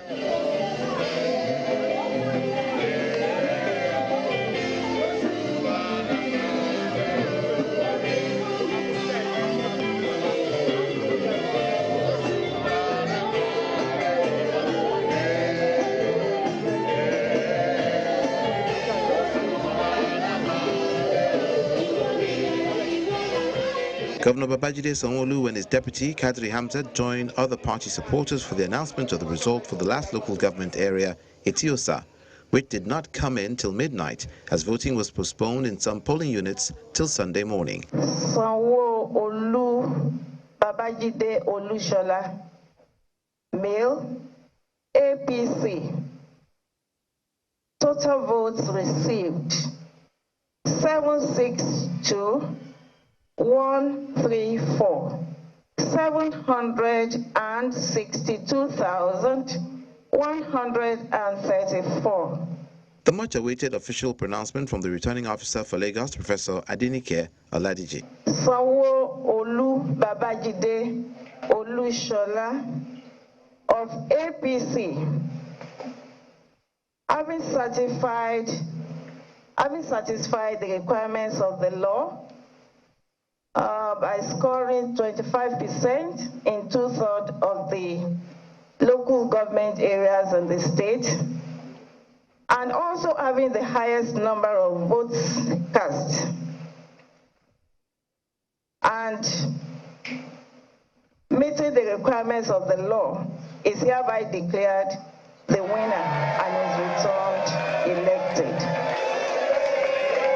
Governor Sanwo-Olu beat his closest rival, Gbadebo Road's Fiver, by 449,805 votes, after the Labour Party candidate scored 312,329 votes. What you have done, Lagosians, is not a vote for Babajide Sanwo-Olu. You voted for a greater Lagos. You voted that the promise shall not be broken. To all of our fellow contestants, I want to salute you for participating in the democratic process. We're extending a hand of fellowship to you. No victor, no vanquish, in the true spirit of sportsmanship. If you indeed believe that you want to serve this city, you want to serve this state, you have an opportunity with us. No time to waste as the governor-elect and his deputy announced a new action plan for Lagos. Conversations have been had, commitments have been made, so it's really for us to come out with an action plan of work. We have the team's agenda that we're pursuing, and I'm sure you'll hear team's plot very soon. So the issue for us is, how do we deliver on those goods? In the process of campaigning, we've gone through the whole state. People have expressed their aspirations, their opinion, their thinkings, areas where they think we've not done well, and areas where they think we should do more. So for us is to take all those in and make sure that we go and satisfy Lagosians, because the truth of the matter is, they make the choice. The coast is clear for continuity in Lagos State as the winning team gets set to finish what it started 4 years ago.